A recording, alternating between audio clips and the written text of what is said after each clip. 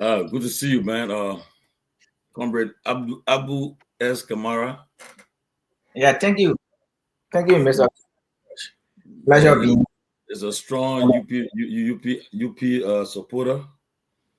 We want to make our show diverse. We say it's not for it belongs to no party. It's for everybody. Y'all been accusing us. Y'all say it's a pro opposition platform, and I dispute that. I said no. Platform is open to everyone. Everyone can come and be part of this platform. We are just critical. Everybody have their own views. They keep their views responsible for the views expressed. We do not support no opposition, no government. We just for the Liberian people, and we make it clear. So that's why we always like that, okay? But we always here, and so it's good to see you, brother. How's everything? How's the country? How's Liberia doing? Yeah, thank you, Mr. George, for the invite. I think it is an honor to on your platform, one of the platforms of the country. As you may be aware, President Guar celebrated his birthday for the weekend. It was an historic event. You have, government diplomatic corps, civil organizations, the partisans of the party. If you focus on the opposition, so the country is on. We are resuscitating the we were desperate by the former president. So, so far so good. Country is okay. Good. Let me welcome some of our viewers. In the meantime, it's good to have Alaska Pay watching from India. Of course, our own Roof Rabas Bengba. Oh my God, Roof is a troublemaker. Oh my God, Sheikh Umaru Ware from Rabas Post City in Kimau. We also have Juje Wanwe from Dubai. Of course, Dr. Howard Jones. Dr. Jones, I look forward to one of these days for you to join us, man. Let's hear from your perspective about issues in the country. We'd love to have you join us one of these days, please. And of course, yes, the great man, the man who's making headlines, the Reverend Dr. Henry G. Peabody. What's up, brother? Fresh from Denver, Colorado. Where the guy flight just touched down and he's strict, ready to go on a closing argument. Tell me, brother, I just got in about a few hours ago, maybe 2 hours. And then I thought I was going to take a rest. I said, but then I didn't see us come on. Like, you know what? Let me go. Yeah, that's good to see you. Good to see the you. Man. The nature of people. Yeah, it was in Denver. Very committed. Yeah. I also see Thompson B. Boss from Australia, Bruno Bracewell from Cedar Rapids, Iowa.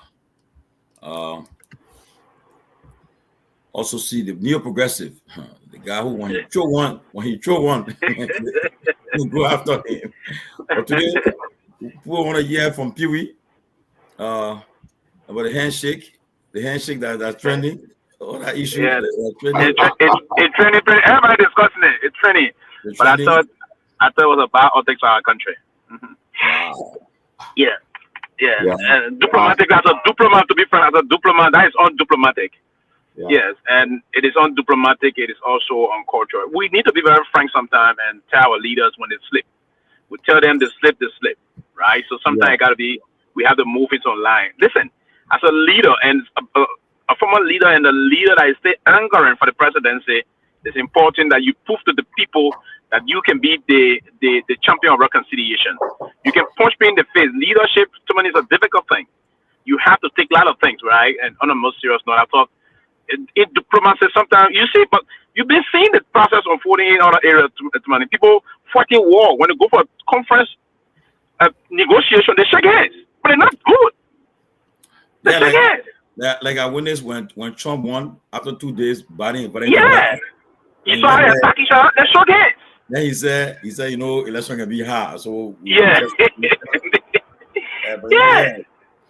I think that was wrong. And the president need to change course moving forward. You stay angering for the presidency. You have to set the basis to extend audit branch, right? Or extend audit branch, and you show that you keep, because leadership is the issue of an example. You have to exhibit those leadership strength in you. People have to see them. You have to live that example. You have to exemplify those attributes, and then part of what's going to follow, right? So I mean, it's not a good sign for the country. I think. Look, I like President Weah. You know, somebody giving echo. I think that's okay. It seems like it's gone right now, right? Are you still hearing that? Peabody got it. Are you still hearing that? Yeah, much better. Okay. Much better? Yes. Much better. Okay. Yes. Yeah. But what I'm saying is, Sylvester said it right. I like President Weah, but President Weah is beyond that. He's the former president of Liberia. He's a statesman. He's well known around the world. Great. But I think, like everyone is saying, like Sylvester said, I think that was a very low blow. What happened? You know, even if he did not want to have a conversation with the vice president, I think the most cordial thing was to shake his hand and then keep it going. You know, I mean, I can have an issue with you, and we can sit there. I can shake your hand. It doesn't mean I'm going to trust you. It doesn't mean you're my friend. But for the optics and for the civility of the culture that we live in, we had to do that. You know, Absolutely. He came to shake your hand. He came to shake your hand. You should have shaken your hand. I've been places. I had issue with people who have made me mad, who have burned me before and stuff like that. I shake the hand when we are in gathering. Come to me and shake my hand. I will shake your hand. That doesn't mean I trust you. That doesn't mean we have anything special. But I think it was, honestly, you know, I like President Weah, and I thought got to know him, and you know, honestly, I think President Weah need to move from that level and hit it up. He's not a small man. He's well respected around the world. He's well known around the world, and those things. He's a leader. Look about what Jeremiah Cohen had done to him. He's a leader. A leader supposed to take control, and that was a perfect opportunity for President Weah to have demonstrated it there yesterday, because he still going to be running to be president of Liberia. President, exactly. Our people and the people of Nyenwolo interpret it differently. That President Weah do not like us, and he came here. You know, I mean, they have the tradition, but I think what I think the president. I know he's mad, and if President Weah is watching this show, I'm telling President Weah, look in the mirror here. Let me say this to you: you are above, and the Liberians will look to you as they will call you one of our father. You are a father. So if one of your sons did something wrong and you still mad with him, don't chastise him like that in the public, but shake his hand and keep it going. Also, don't shake the man's hand and keep it going. That's what he should have done. That's all. And that Peabody quickly, this is not the first time, and that's part of the reason why. Now you slumped here before during the transitional process, and this is the second time this is unfolding. I mean, and if you're pushing for the president of our country, you have to set the genuine example moving forward. I know it may be difficult for some time, but in diplomacy, those are the things that happen behind the scene. You see bitter enemy. They will move and shake hands and move past one another, right? But I mean, it's important that we take note of it. I don't support this process. I thought it was unfortunate, and I hope the president will go above to ensure next time this doesn't happen, because they're gonna count on you as a leader of our country, and a former president and a presidential want to be. This is not a good optics. Yeah. Well, let me come here. I was opportune to speak to the vice president about this incident, and the vice president he said that after that incident occurred, they went on the Palaver hut, and he said when on the Palaver hut, the president shook hands with other people that are on the Palaver hut. Then he said that Koga, what the guy they call Koga, right? Koga told the former president, said, but you shaking other people's hands, but you refuse to shake our hands out there. But the president didn't respond to him. But again, now if you notice in the second video, when the former president was leaving, as he was about to enter his car, he turned around, I think, to the vice president and did the same thing, like this way. And the vice president responded the same way, with hands on the chest and acknowledging that, okay, thank you, I'm leaving, and he said, and so forth. But again, people are, that politics now. People are playing with. Some people say it's traditional, some people say it's culture. But again, like what you guys have said, I thought the president, like what Biden did to the guy in Saudi Arabia, he gave him a fist bump, right? And when he went there, and the Toyin said when he met the guy, he gave him a fist bump. Maybe the former president have done it, gave him a fist bump. I mean, it would have been better, but that's the argument, that's a debate. Our country is so trivial, so that's what we've been training for the last 24 hours. Everybody been talking about this handshake, but depending on which side of the house you find yourself, if you're a pro reaction or strong sedition, you defend it. If you're objective person like Peabody and Sylvester being very objective here, they will call it what it said. And if you're anti-Weah, you will condemn it, you will go after him and so forth. But it's everybody's way of giving their own. It's a kind of a toxic political environment for our country find itself in, and serious, and especially over the death of a towering political figure, like even President Johnson's death.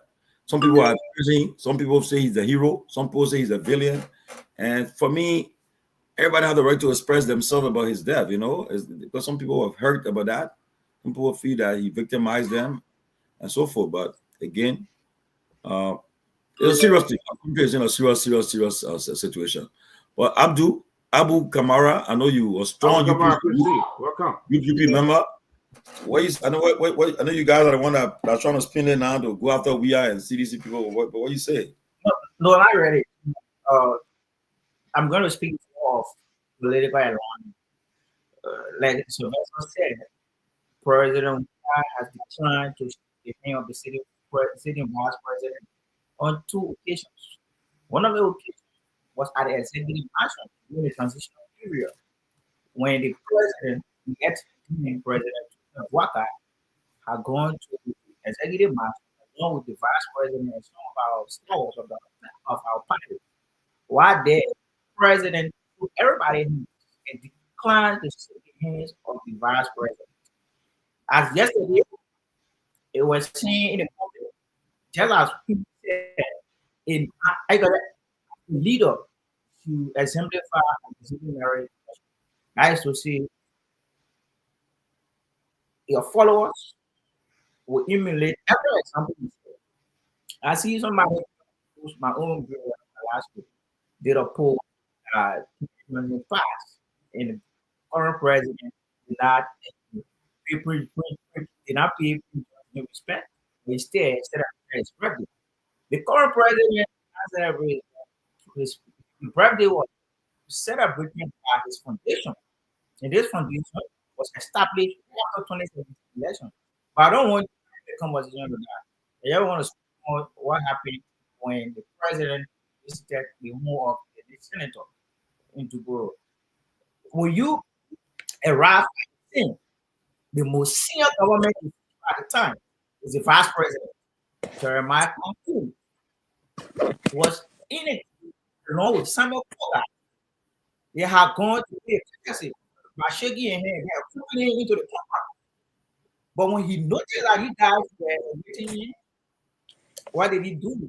Prior to coming out with ego, play his hand.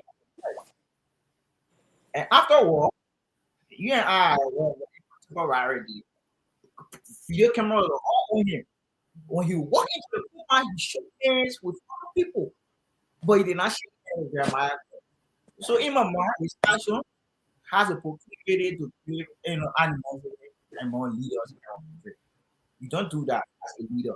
Why is true that you are hurt when Jeremiah comes to put you in a past election?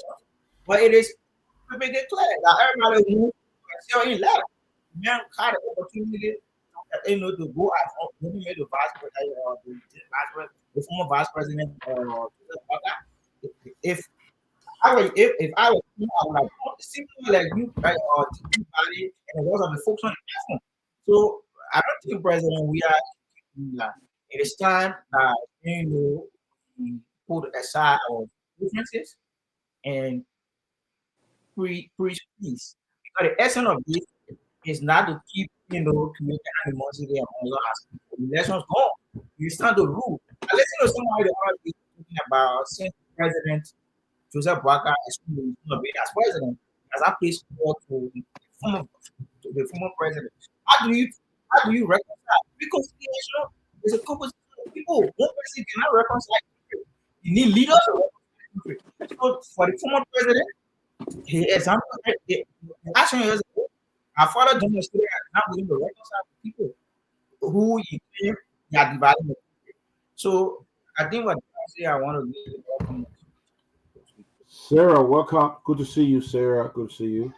You know, why the optics was bad, but let me say this: the president probably had his another reason, because you see the thing they call deceit. I mean, if people are very deceitful to you, sometimes you see that you want to avoid them, and I think maybe the president still feel hurt by them, still feel down by the deception that he had from these guys because they were very close. President Weah did a lot of things for a lot of them. I heard, the only thing I'm saying here is that he shouldn't have shown it out there. That's all, But I know these are people. There's a long story I heard with President Weah and Jeremiah Kuhn, and even the Cornelia Cry who was there, and President Weah. I think the Cornelia Cry did work in President Weah's government, right, Tomalin? He worked there, right? Cooper did not work. Cooper. Yeah. So I think he just took it. I mean, went the hard way, but I think the FEK was to just shake their hand and move on. I mean, I will shake your hand. I don't have to have a conversation with you. I will shake your hand and move on. Even as hurt as I am, when I'm in the public and you come and greet me, I will greet you. For the FEK, but. Maybe President we are like, I don't want to be bothered with these guys. They are deceitful. I'm not even shaking their hand. These are a bunch of deceitful people. I'm not going to shake their hand, damn it, and just move on. But I think the optic was bad. I mean, the optic was bad. He didn't want to be bothered with them and all of that. One of the optics I'm looking at here, maybe President we had his own reason for not shaking the hand, but he should have just, as a former person, I would just shake a hand and keep it moving. We ain't got it like that. We ain't got it. And we'll just keep it going. But people may have different views, and they are free to express their view and stuff like that. But President Weah like, damn it. Well, I really want to know the reason that President Weah is so upset. I know some things they did, and we live in a culture. Our culture is very small, and that's what we're seeing now in the House. Most of the guys in the House of Representatives there have been personally. The speaker helped them personally. Joey. You did a lot of things. The speaker did a lot for most of the guys, and now you see them to turn against him. It's like what President Weah were feeling. I mean, put yourself in that shoes. People that you helped, people you kept communication with, and to go back and backstab. Right? You said President Weah was deceived. If I got you right. I believe so. I heard from the grapevine there was some deception that. Okay, VP Kuhn and this guy did. So the president damn it, I don't want to see you guys. Get your friend from me. You can shake my hand. Then get the hell from. The listener to Senator Prince Johnson, right? Uh-huh. What prompted his decision to withdraw from the cities is that the people of New his wisdom did not get a table on the open there when he supported we are 2017. So take that into consideration. The people did not get a table that they ought to get after supporting the president we are. So if somebody did get what looking at everyone, and then you think you can convince them to support you. That was not. I don't think so. Well, I think for some reason the former president was not happy, and maybe that's how he deal with his part of the situation. If you get me pissed off, I don't want to be bothering you. I'm not going to shake your hand. I'm going to keep it going. Maybe that's the former president. There is not something that Jerry went to face. Jerry is the face now of Myanmar. But the reason the man is the sitting vice president of the country. He lost the man who contributed invested to making the vice president. You are not aware. Right? So if you go to a state of sure and you meet, I agree with differences I see between all of you. I think if you put that person feeling his heart and quitting a war, I don't think you showcase what you discussing about being having someone with a Palestinian flag. It is a flag. Like President, we are happy with Myean. That is not a theory. Well, the thing, look, I think about national. Dr. Peabody, can I say something? Yeah, definitely. Comment. First of all, I want to say thank you to you. Thank you to you all, and happy to be here. I hear you guys talking about President Weah and the thing that happened at the late Prince Johnson house when he just greeted them by touching his chest instead of giving him a handshake. So, as bad as it may look, which up from the look of things, it looked bad. But like you said, I think he has his own reason for what he did, for not shaking their hand or for not shaking Jeremiah Kuhn's hand or what. So I think he has his own reason best known to himself. All right. But I don't know whether we made it a national issue when Bouakai came to America and Stanton tried to shake his hand and he didn't. I don't know whether we made it a national issue when I think I saw a picture. Let me finish, please. When I think Bouakai went to Madame Ellen Sirleaf's house and he was shaking her hand and she held her hand like that. I don't know why we made that a national issue. Everyone, as bad as it may look, have their own reason for doing what they did at this point in time. But to make we are on a national issue, I think there's something bigger, behind this. And Sarah, let me just give another scenario. Remember when Donald Trump was addressing the State of the Union address here, and Nancy Pelosi went and stretched her hand to shake it, and he snapped her. Right. He didn't want to shake her hand. He didn't want to shake her hand. Yeah. He didn't want to shake her hand. But they're making we are on a big issue as if to say he is the first person who has refused to shake somebody's hand. It happened when Bouakai went to Ellen's house.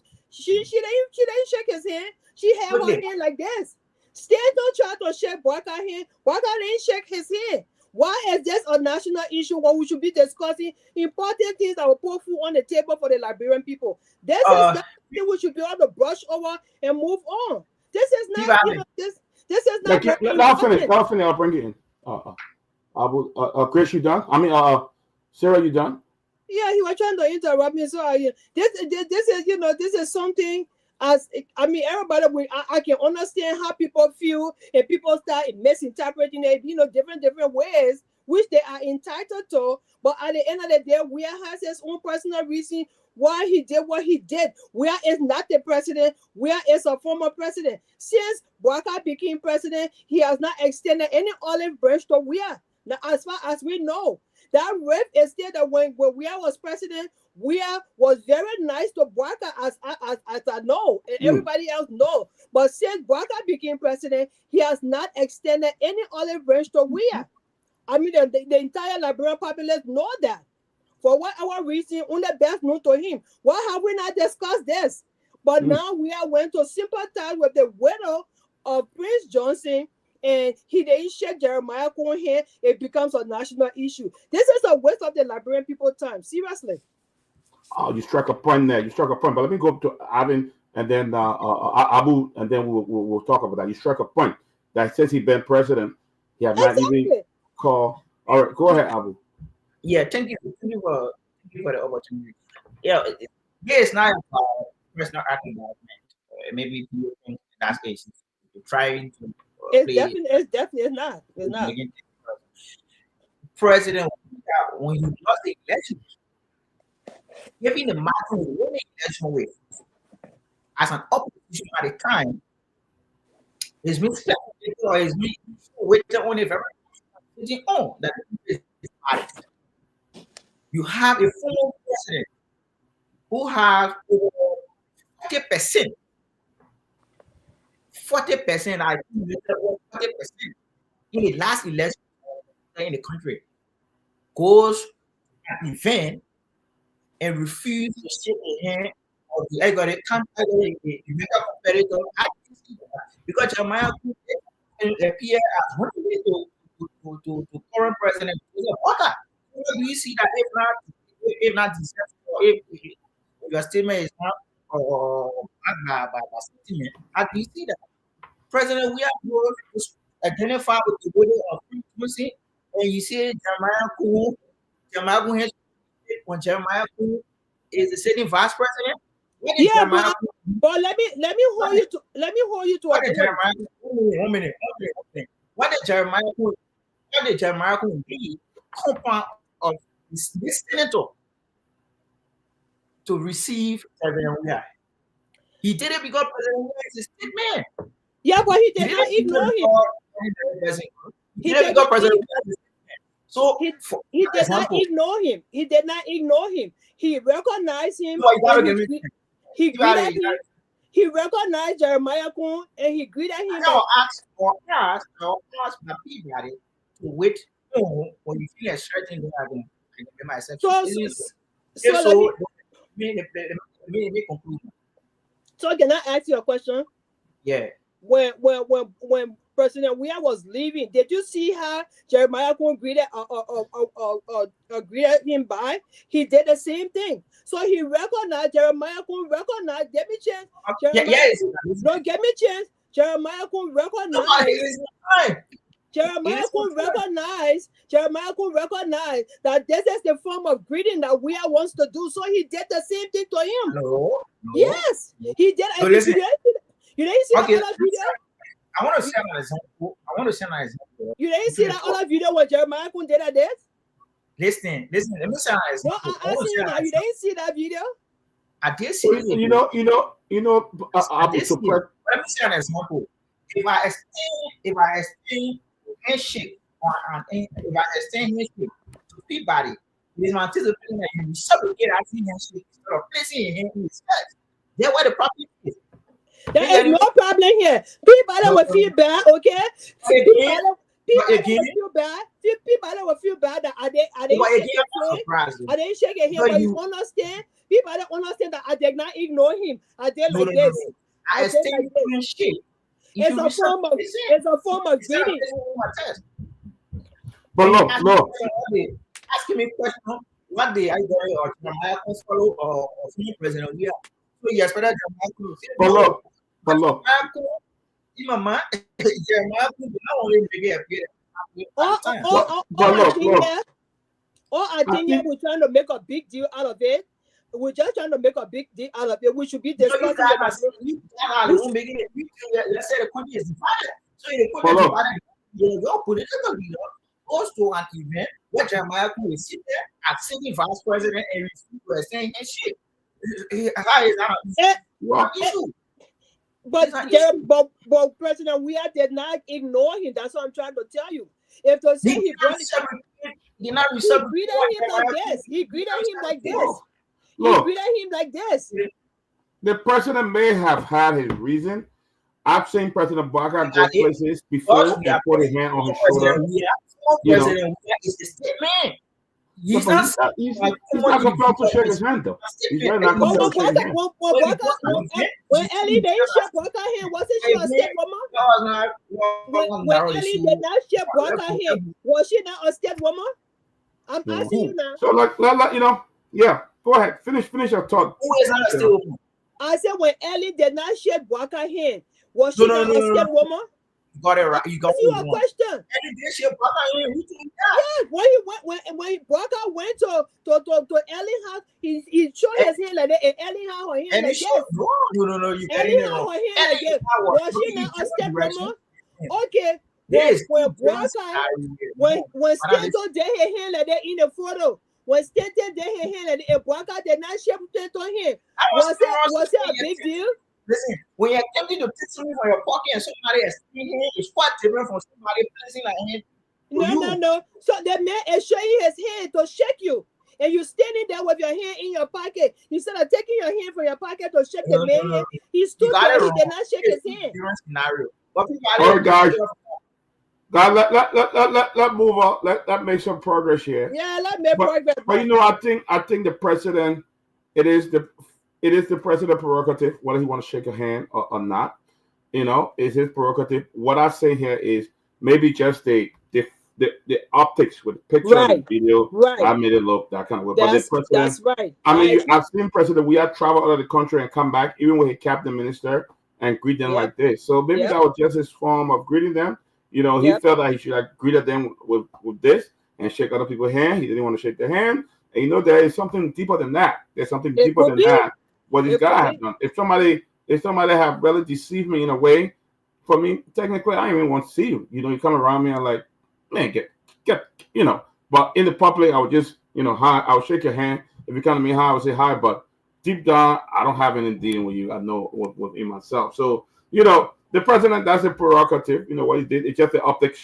The optics for me, were just not right. You know, just not right. But God, let's move on. We got a lot to talk about. You know, the others will be joining us soon. Abu Kamara, good to see you. Abu Kamara is a strong UP supporter.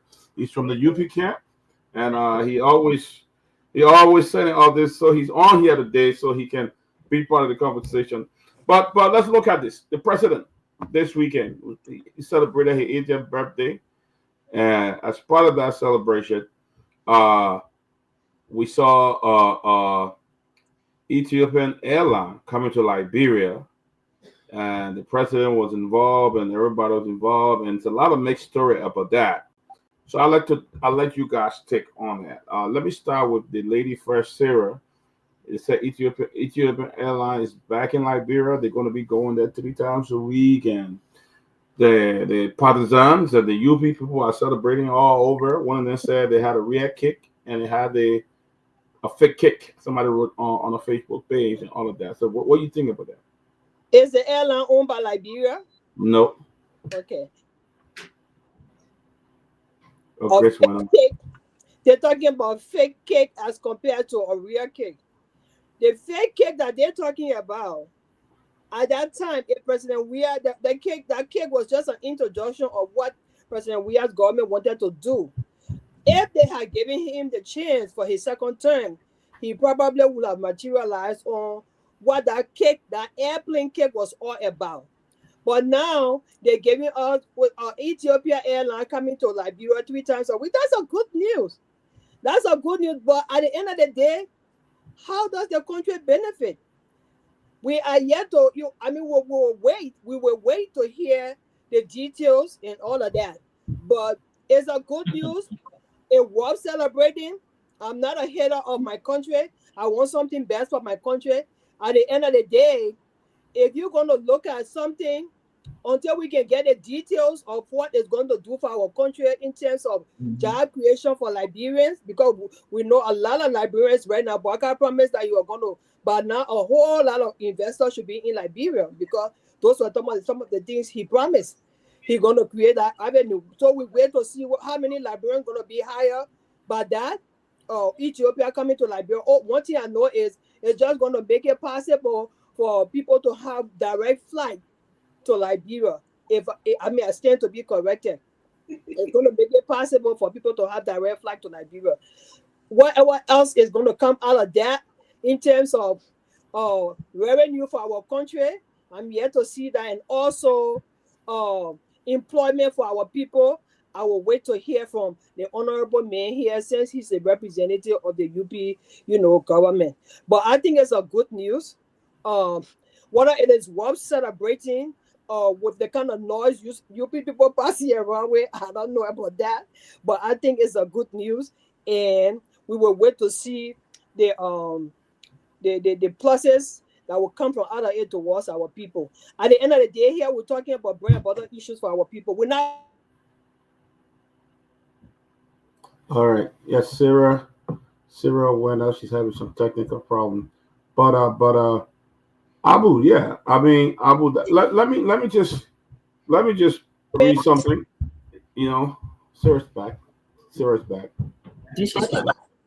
It's my internet, but I will rest on that and let the gentleman come in. I will go ahead. Ethiopia Airlines talking like you. All of us say the president left his official duty to go receive him. Because all of you travel, you know the kind of fish in to Liberia. You will not have to go like you did in Thailand. It is the first, I think, in decades to have Ethiopian Airlines coming to Liberia. So you not have to worry to go to how you call it. You get another transit, you go another transit. I think what all of us should celebrate something new in spite of our alignment. So for somebody to say that what is owned by Liberia, you and I know who you play. Well, we want to see something owned by our country. That's the point I was trying to make. No, you gotta get me. In spite of our resident, you know, let people who that. Well, look, this is. I like to say something that Martin, what's the name of Martin Cully, who was a member of the Unity Party. All right, he wrote a very interesting article today that I read, and he talked about the president, instead of doing something better. I mean, he went to Roberts International Airport to receive a plane. That he said that the revenue of Ethiopian Airlines US $7 billion. The revenue of EA is 822% bigger than our national budget, $1 million. Ethiopian Airlines will earn millions from our 228,000 passengers traveling via RA every year, and they will give us peanuts, stuff like that.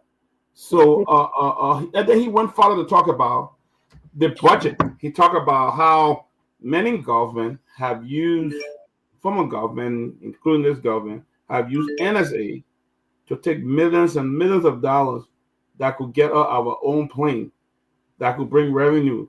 And he went ahead and compare and give every step by step how much NSA money have been siphoned to NSA, how much money, almost 800 and something $million if you compare all the from President Elliot's time to the current, and that part of those money that could be used to buy our own plane and to generate our own revenue.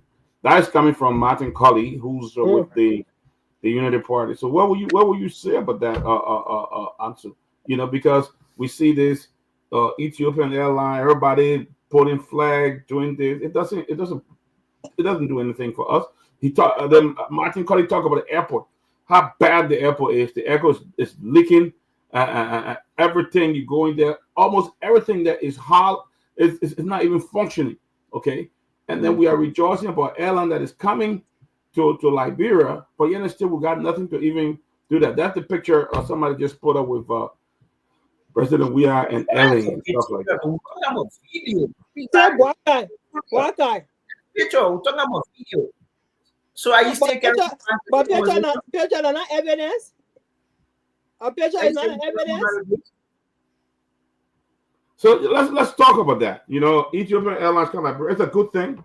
You know, I don't know how much. I don't know how much it will alleviate the traveling burden on Liberia. I don't know how many Liberians will be able to, whether they will find the business in Liberia. You know, I don't know whether we have the market for them, the kind of passengers that they used to from other countries, whether Liberia even have it, how many people have job to be able to travel and come into Liberia. You know, I don't know how long, but I mean, for me, it's a good initiative, you know, but what kind of relief this will bring to our country, Abu? What kind of relief this will bring to our country?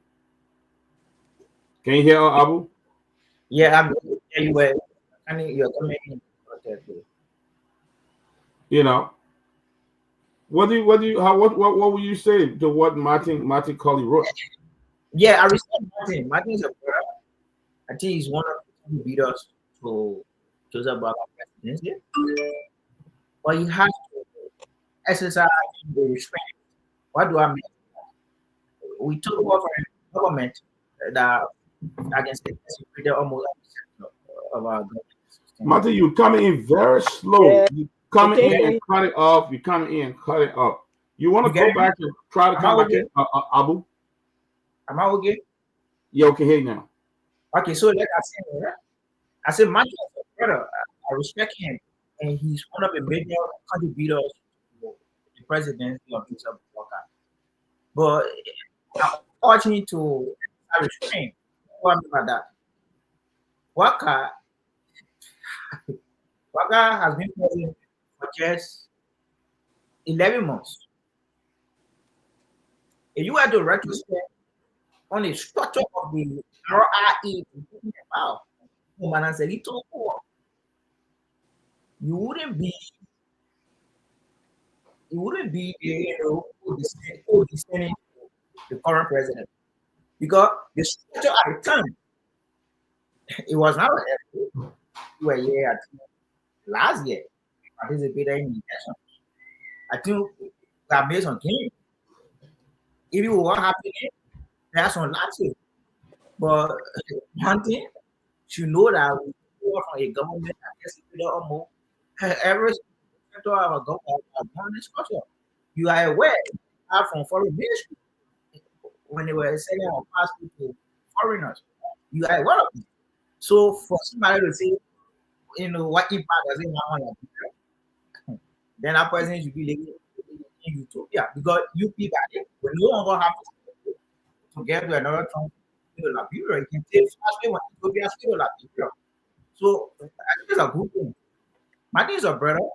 He contributed. We are not discussing about passports. We are talking about the airport.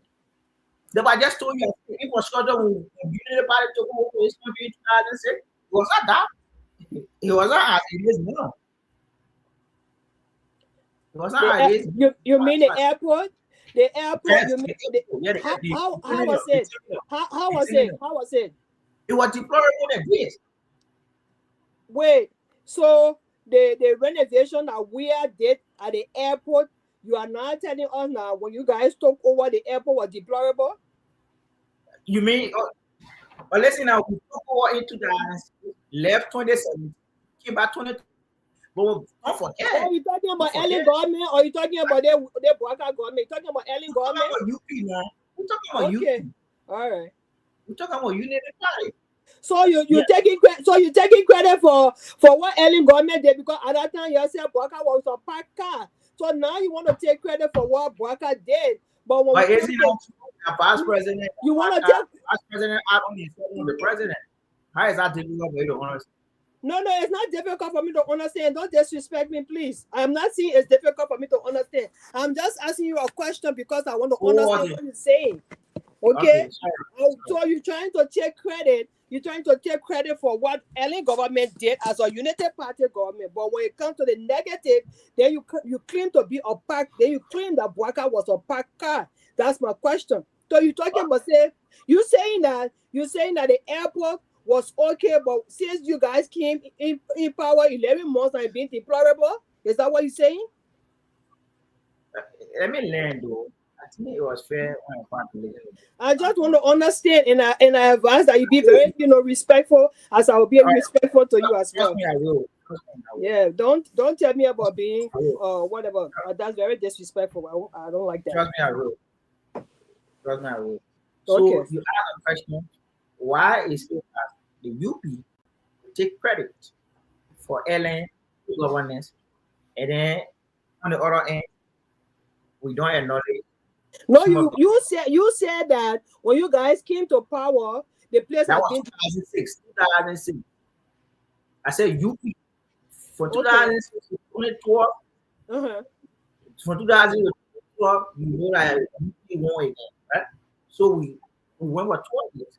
I see 2017, when I said you were exiting the presidency, you and I know, President, we actually education was made. I did not say like, he did his part. What that current we build up more 80%. That's what I said. That's what I said. I see you were breaking in and coming in. I didn't quite get what you were saying, but anyway. I guess here to you, when the UP took over this country, back 2006, that airport, horrible. Are you getting me? But when we were leaving power with we are 2017, 2015, it was much better. That's what I said. Okay. So since you came now, what's the condition after we are left? Which condition we are turning over to you guys? What condition was it in when he turned it over to the UP government, the current UP government? It wasn't a condition where at night there was no current. We didn't encourage it. You want to know that? If I don't want you to be on spoon, even too many talk when you used to be on spoon. Many times there was no current at the airport. There was no current at the airport. There was time that current went, but you can't blankly say there was no current at the airport. I traveled to Liberia. I traveled to Liberia when there was current, and there was current there at the airport when they plane that. So if you can be honest. You can be honest and say maybe there were 1 or 2 instances current went, but you can't say there was no current. That's a lie. Okay, I guess for you, I have witnesses here. I can validate that there was no current. That's what I'm saying. There may be 1 or 2, and even after UP took over, there was time current went. You don't know that? When UP took over, I don't know that. Oh yeah, there was time current went. Can you say that? What? Okay, guys. Let's keep it going. We got other guys here. Let's keep it going. Benjamin Jonah, good to see you. Good to see you, man. Welcome. What's up, man? Yeah. I'm well. You've been following the conversation. I want you to chime in here. You've been following first. I think I did read a comment on President Weah handshake with the VP. And then we're talking about Ethiopian Airlines going to Liberia. I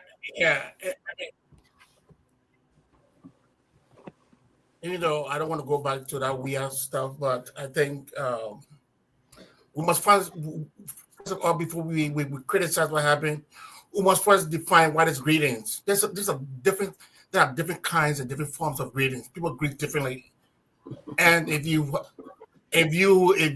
actually watch since went to UAE when he came back, he started that buying thing. If you read follow all of his stuff, those are Islamic cultural things that they always do. Buying down the people. But let's get past that. But look, Liberians, by just seeing my brother from the UP and my sister from CDC, I just tell you why we don't need to bring these 2 people back. Exactly why we don't need them. You see, this is why you would get your whole life from these 2 people. You blame me, I blame you. You blame me, I blame you. That's all you would get. Anyway, let's get past them. Look, Ethiopian Airlines have vlog. Look. It's another vlog, you said? Where does Ethiopian Airlines falls in the president mentioned his arrest? Where does that fall? Have anybody asked ourselves how many of these memorandum that they have signed in Europe that yield nothing? So if you are going, look, I'm not against African leaders going to lobby with other African leaders, but if you were going to Ethiopia to go and then help you, why did you spend all that millions? It's just like because of the people are not insightful. Why didn't you try in your backyard first to see if there was anything there to help you? But we spend millions going to America, going to Asia, and then you come back to me and tell me, say, you're bringing Ethiopian Airlines. Don't just tell me you don't have visa. I will rest for that now. And I'll come back. Yes, let's my take here. Come on in. All right. We're getting Ethiopian Airlines coming to Liberia. Let me say something. Yeah, go ahead. Who do that? Yeah, let me just you talk about two parties doing this forest to the people of Liberia. I think it was this on a party state Togar airline for an airline Ethiopian airline to resume activities in the country after decades. And you think people who travel from here have found difficulties while making our way to other countries? When I appreciate this, I got this endeavor by the government of Liberia. Even you, Tomalin, I recall vividly when the two of you came to this country. Really, you guys at the time they only once war and that Regency rep, she lost her luggage. And that was because she was transiting from one airline to another airline. So how don't we who abroad for rebuilding the government for initiative? Travel 200 countries. And you say now you say a good thing like that. You gotta be on. I think my question is why did you go to Ethiopia? These are the same people who come on the platform and say I think we should move forward. Is it not something that moving this country forward? All right. Look. My problem is can I say something? You don't have a vision. Why did you spend about 10 trips in Europe and you got zero? All I'm saying, all I'm saying, if you have vision, all of the trips you made in Europe and Asia, combine them. You brought zero back. Zero. But you just went right door. You went right door to Ethiopia, and you are getting something. I am saying, in as much as I recognize the Ethiopia airline, you have been very wasteful because you're not thinking. All the money you spend in Asia, and you have used that money to spend it in Africa, maybe by that you have gotten something better. That's what I'm talking about, the wasteful spending. So let me come in. No, before you come in, I need to come in. Yeah, guys, we got to take it around. Everybody. I want to address the concern the brother raised. So let me make my point before you address the issue. One minute. He talked about the president traveling without bringing back dividend. Is it serious? Mm-hmm. The president is traveling without bringing back dividend. This president assumed the Liberia as president on the 22nd of January 2022, taking over from a government. They better get drafted. Almost every sector of our country, and he should now travel to restore that dignity to the presidency. Are you serious? I didn't say you should not travel. What have you brought back? Nobody said he travel without bringing back dividends. So traveling and restoring dignity. What did he bring back? How do you do that? He brought 14 memorandums. 14. Memorandum honesty is one of the memorandum. I don't want to do this. If you say memorandum is not memorandum honesty is not negotiation. So how do you say memorandum have to be break? You have to MOU. Look, you have. Yeah, let's talk one at a time. Let's make it interesting. Let's talk one at a time. Okay, just quick. You have one memorandum from an African country, Ethiopia. That memorandum you have in Ethiopia, it had resulted to something that we can see. It's tangible. We can see it. We can see that our plane is coming. Where the one signed in the US. Abu, you gotta give a chance to talk. Abu, you gotta give a chance to talk. Yeah, don't interrupt. Abu, give a chance to talk. No problem. Abu, all I'm saying, I recognize the memorandum you signed with the Ethiopian government. That yield fruit. We can see it back. Now, I'm asking you now, tell me, all the other ones you signed in Asia and America, what did they bring? What is the yield of that? Can you please tell us? That's all I want to know. Now you have the floor. Like I said, right? This president took over the teaching narratives. And our narrative is to travel, have dialogue with fellow counterparts, to ensure that what we did not achieve as a country since its emergence, that we achieve it. And that cannot be done in a period of 11 months. So get that right.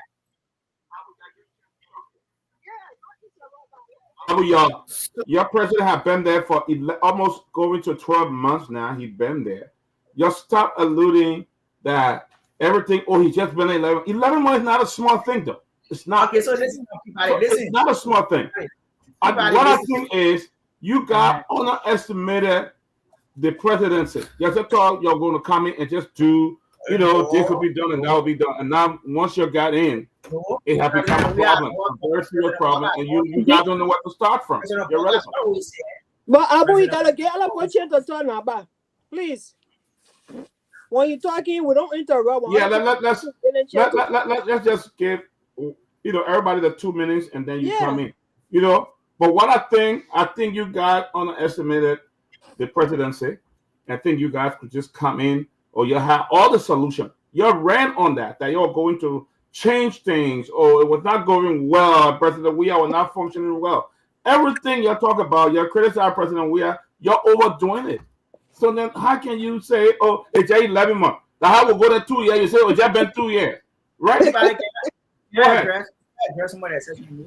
No, wait, let me come in, man. Look, let me say something. First of all, Abu, welcome to the closing argument. And people have been accusing us. We're not getting on here, Abu. We're not hitting you. We have been saying the platform is opposition. No, we say it's open to everyone. So you are guest panelists. You can come here and you are right to defend your government, your party, whatever the case is good. We love to help the debate. We love to help you this conversation that's happening. So feel free. Nobody gonna run you out of here. Feel free. For us here, we want to be objective as possible. But at the same time, too, we gotta be very, very, very honest. Like for instance, a lot of issues being raised about the government first year in office. The 300 brand new buses that was talked about is an issue that you guys are still plugging with. The 285 yellow machines still hanging there. The president have made 15 foreign travels. We are still trying to weigh the benefits from these travels. The $15.5 million budget spending, also budget spending. We're still trying to figure what happened with that. The $8 million from the central bank to SRB bank to settle campaign debt. You guys got to still account for that.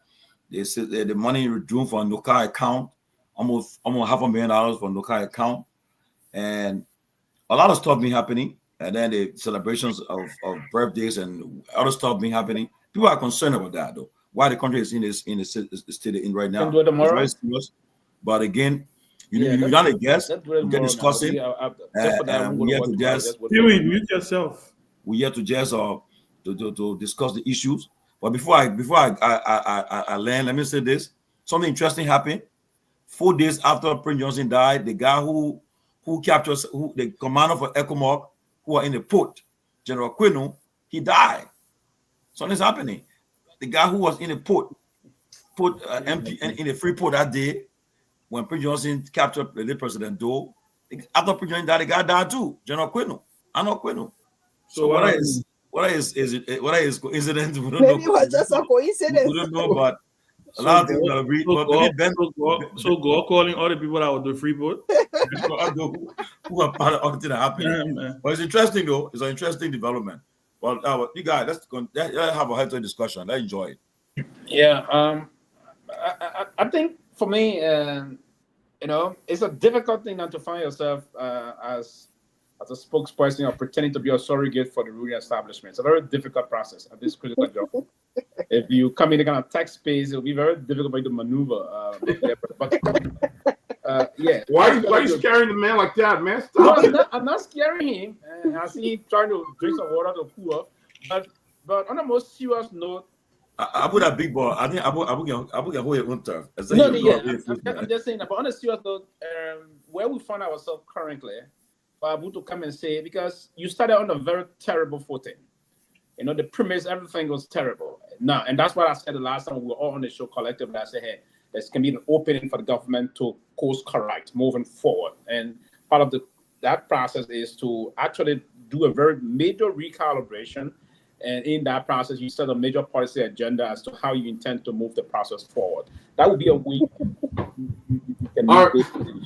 Right. All right, look, I got somebody that line. She just want to contribute before she go to work. So I'm asking you guys to please give her at least 1 or 2 minutes before she go to work. Go ahead, Miss. Hi. Just a suggestion of closing arguments. You guys got to be taking some calls. You got to open the platform for people to call in to contribute.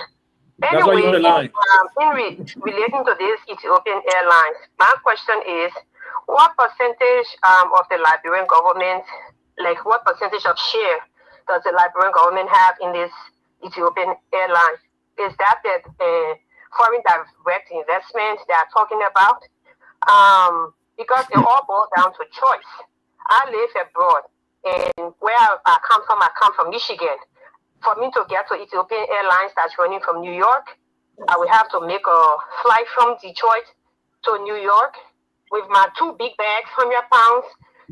It will be difficult because even flying local with 100 pounds there, it can run up to $700. I've tried it before.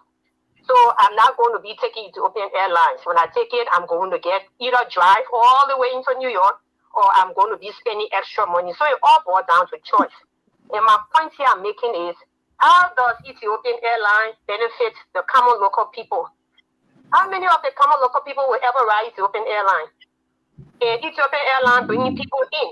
It's not like they bringing a lot of goods in that, the goods going to be cheaper or anything like that. So, I mean, for me, it all seems like a distraction, more mediocrity. Again, like how we dedicated the police booth. Everything we don't have to go dedicated because, like, if Ethiopian Airlines pull out, are we going to go back again and have a ceremony that for the pull out? I think more needs to be done to affect the lives of the common people. It's good another airline join it, but am I ever going to travel Ethiopian Airlines now? Travel to Liberia at least once or twice a year? I probably will not, as I said, because it's out of my reach. It's way on the East Coast and I'm way Midwest. Second thing is, the young man in there talking about the president brought dignity to the presidency. We need to get out of that. Dignity to the presidency, so he was traveling. That hasn't put children back in school. That hasn't put food on our tables, on people's tables. That hasn't put medication in the hospital. That hasn't put classroom children. They still sit that on the ground all over the country. Those are the issues they need to be actively addressing. They need to address those issues and stop wasting money doing lavish stuff. We just saw the president celebrated a lavish party that they were charging $500 and $250 for people to enter. And they want to say that the president's foundation did it. This was something the foundation did not even have money to register in the state of Rhode Island the last time. The paper expired. And now y'all want us to believe the foundation is celebrating the cycle of life party and bringing all those huge animals, something that he lived in like for 42 years. He never celebrated with those huge animals and that lavish stuff. Y'all need to be true and fair to the Liberian people. You're not doing good. Y'all get on track because 1 year is gone from January 22nd to now. December is the 12th month. So 1 year is gone and we want to see tangibles. The tangible I am talking about CDC putting game, we want to see those tangibles in here. Thank you. Wow. Peabody, give me one second. One second, please. I come in, Abu, 1 second. Let me say this. I come in, Abu, 1 second. Hold on. Don't 1 second, right? Don't run your breath off. Cool down. Let me say this. You know, it is in our interest as a country to have more airlines flying our country. It's good in our interest. So Ethiopian Airlines coming back to Liberia is welcoming news. I remember 2022 when President Weah invited me to go for the opening of the Invisible Park. I went with Ethiopian Airlines. I flew with that plane. It was easy from there from New York straight to Togo, straight to Ghana, I think, and then to Liberia. So the more planes we have flying our skies, better for us as a country. People can have other alternatives. It's Morocco Airlines. People say they can spend almost the whole day in Morocco waiting for refuel and other thing. So it's welcoming news. And President Weah negotiated for Air France when he took over. Air France stopped flying to Liberia. I don't know what happened. They stopped, but it was true the decision that they brought Air France to Liberia. So I mean, we should be positive about it. About the flying of Ethiopian Airlines. We want more planes to fly. She struck a good point. She said, "What percentage will Liberia get from that?" She struck a but Peabody, Liberia that flying to that plane, it bring revenue to the country too, though. Yeah, for the time they spend on the ground, they pay for the time they spend on in Liberia. So it bring revenue to the country. Why I think some people are excited because it also bring revenue to the country too. Let me be very honest. So it's a positive thing. I would not sit there and pretend like if Ethiopian Airlines flying Liberia is not a good thing. It will help everybody. Sometimes you and I we travel Brussels Airlines. Sometimes we go Brussels Airlines, see what we have to go through Brussels. Sometimes and it's a long trip sometimes. But Ethiopian Airlines, African region, it makes it easier for us. So let us be positive about Ethiopian Airlines and be very, very objective about it. But again, Chairman Ben is on. He haven't spoken. Let me give Chairman Ben a chance, then we'll go to Abu. We'll go to Abu and then come. Thank you, Peabody. It's good to see everybody. Thank you, Abu, for joining. And I think it's my first time being on with Sarah also. Yeah, Abu, it's good to see you.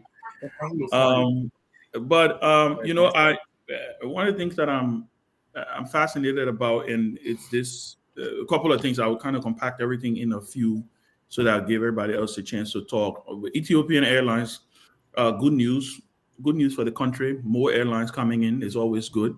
The problem we have in Liberia is, and this is the problem that the UP is facing, is that we politicize everything. When the other government do it, then we find every reason to puncture holes into it. And so now you are in power and Ethiopian Airlines come and you expect everybody to sit and have a picnic and dance about it until we stop this cycle of this foolish politics, right? Where at the end of the day, where we are supposed to hold our governments accountable, we're supposed to hold our leaders accountable, but it's not everything. If you were to call a people, if maybe I may ask Abu on the show to pinpoint me, to let him name me 2 or 3 good things George Weah government did. I don't know if he's going to be able to say it. And it's because of the culture that we have bred in the country, where nothing good comes from your opponent. You know, I saw it during the campaign.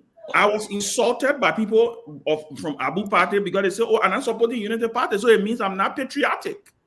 Nobody is supposed to determine who is patriotic or who's not patriotic. Your actions will determine that. My support for another candidate doesn't determine if I'm patriotic or not. It just means that I have a divergence of view. And the reason I say that is to say that one of the problems that I think we have in our country, look at the conversation even about the handshake. I mean, I think it is one of the dumbest things that I've ever seen in our body politics. And we're still having this conversation 48 hours later. The former president of Liberia goes to sympathize, put his hands on his chest. Listen, I would appreciate somebody speaking to me with their hand on their chest than even a handshake. If anybody understands what a hand on the chest means, they would not even. That's what I say. Some of this has to do. Ben. Not everything. So now we. So okay, if you want to go that trend of putting hand on the chest, you have done it to everybody. You don't necessarily have to go to everybody, right? Okay, that's a good thing, Ben. And but can I finish? Our leaders when they do wrong. Can I finish? Okay, Pewee. Go ahead. I just want to say this, but you said it's a dumbest thing. It's not a dumbest thing. It is. It is my opinion, Pewee. Pewee, I'm entitled to my opinion. No, but I'm trying to push to you that it's not a no, you don't have to. What I'm saying to you is, this is my opinion. My opinion is, this is trivial. Yeah, go ahead. This is the dumbest discussion I think we have had in the country for a long time. We got people dying every single day from starvation in Liberia. We're talking about a freaking handshake. Of course. Pewee. Let me lay my thought, please. Go ahead. Yeah. This is the most trivial thing. Look, President Weah decided that he would put his hand on his chest to speak to the vice president. The vice president, that's what I'm saying. Even the other end, the receiving end, I saw Vice President Kuhn do the same thing. Was Vice President Kuhn disrespectful to President Weah?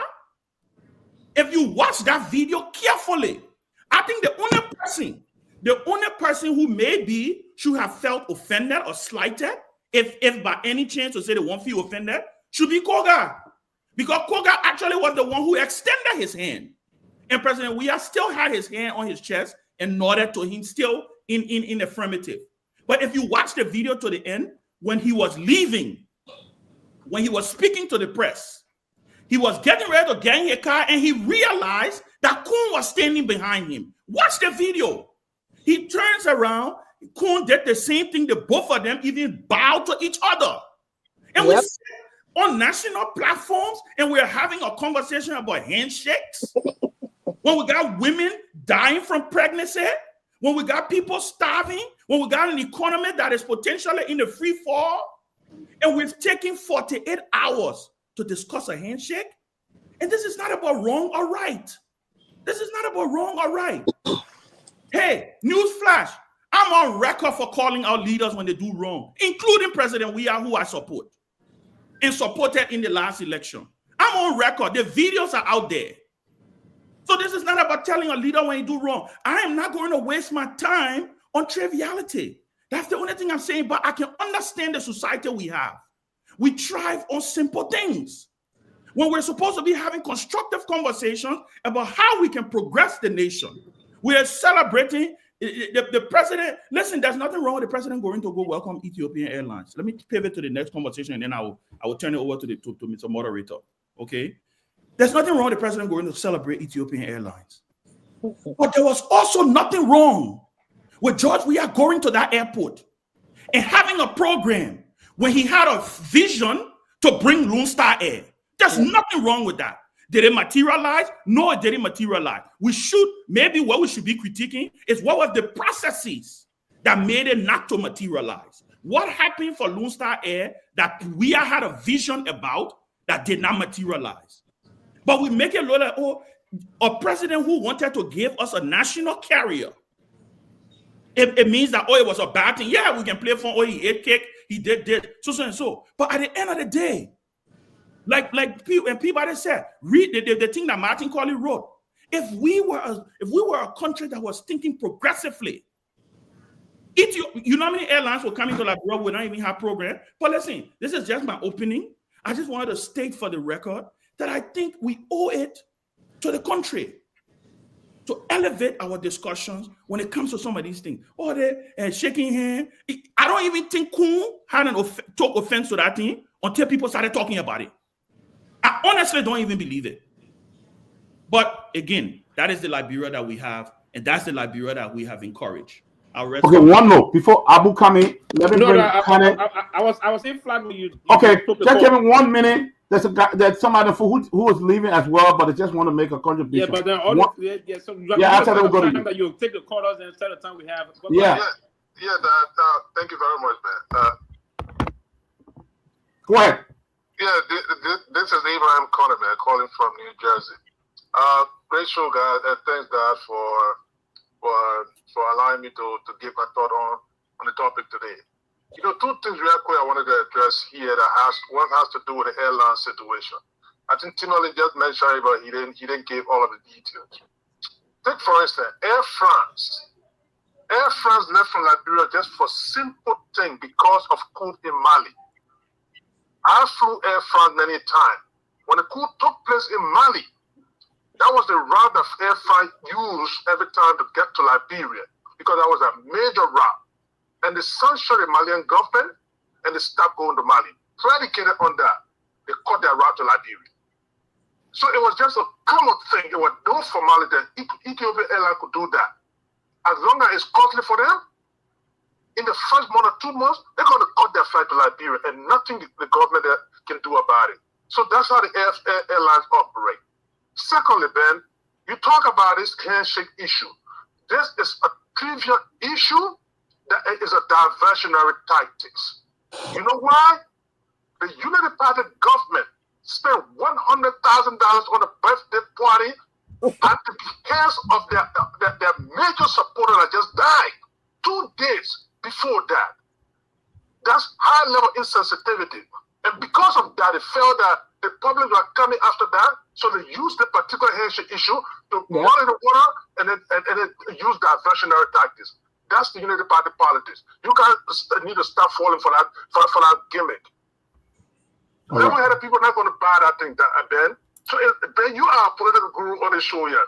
You should understand that's politics 101 for the Unity Party. That's the diversionary tactic they're using here. But thanks for the time, man. All right. Guys, we'll take calls later, but for now, I want to go on. Sylvester coming, and then we'll go to Abu, who has been patiently waiting. Abu, let Sylvester come. It's quite unfortunate. Again, and that's part of the Liberian politics. If I'm on this side, I always want to see things on this side right if it is wrong. There's no diversionary tactics. There's no issue about people believe that this group of people are trying to placate certain as an individual in certain quarters. Absolutely no. We've been having other issues, debating other issues here. But shockingly, Ben didn't mention that were the dumbest issue ever to be discussing. We have discussed more trivial issue in that country, about the characters of that country. We need more than this. We're talking about reconciliation. Come on, I allow you. No, you Ben. Don't discuss trivia. You Ben. No, you discuss those things. And what things are discussed? No. I don't want to go back and rewind the content. If I want to do that now. No, I don't want to do that. If I would do okay, go ahead. It would be a neo-progressive trying to expose his fellows neutral, right? So I don't want expose to me in what way? You will leave it to them, man. Whatever. You see, nice. I don't want to do that. But Ben, let get back to the reality here. This is why, for me, I believe that the country, if you are anchoring for the leadership of our country, or basically serve the role of leadership, you need to serve those exemplary role as a leader. That's my whole process here.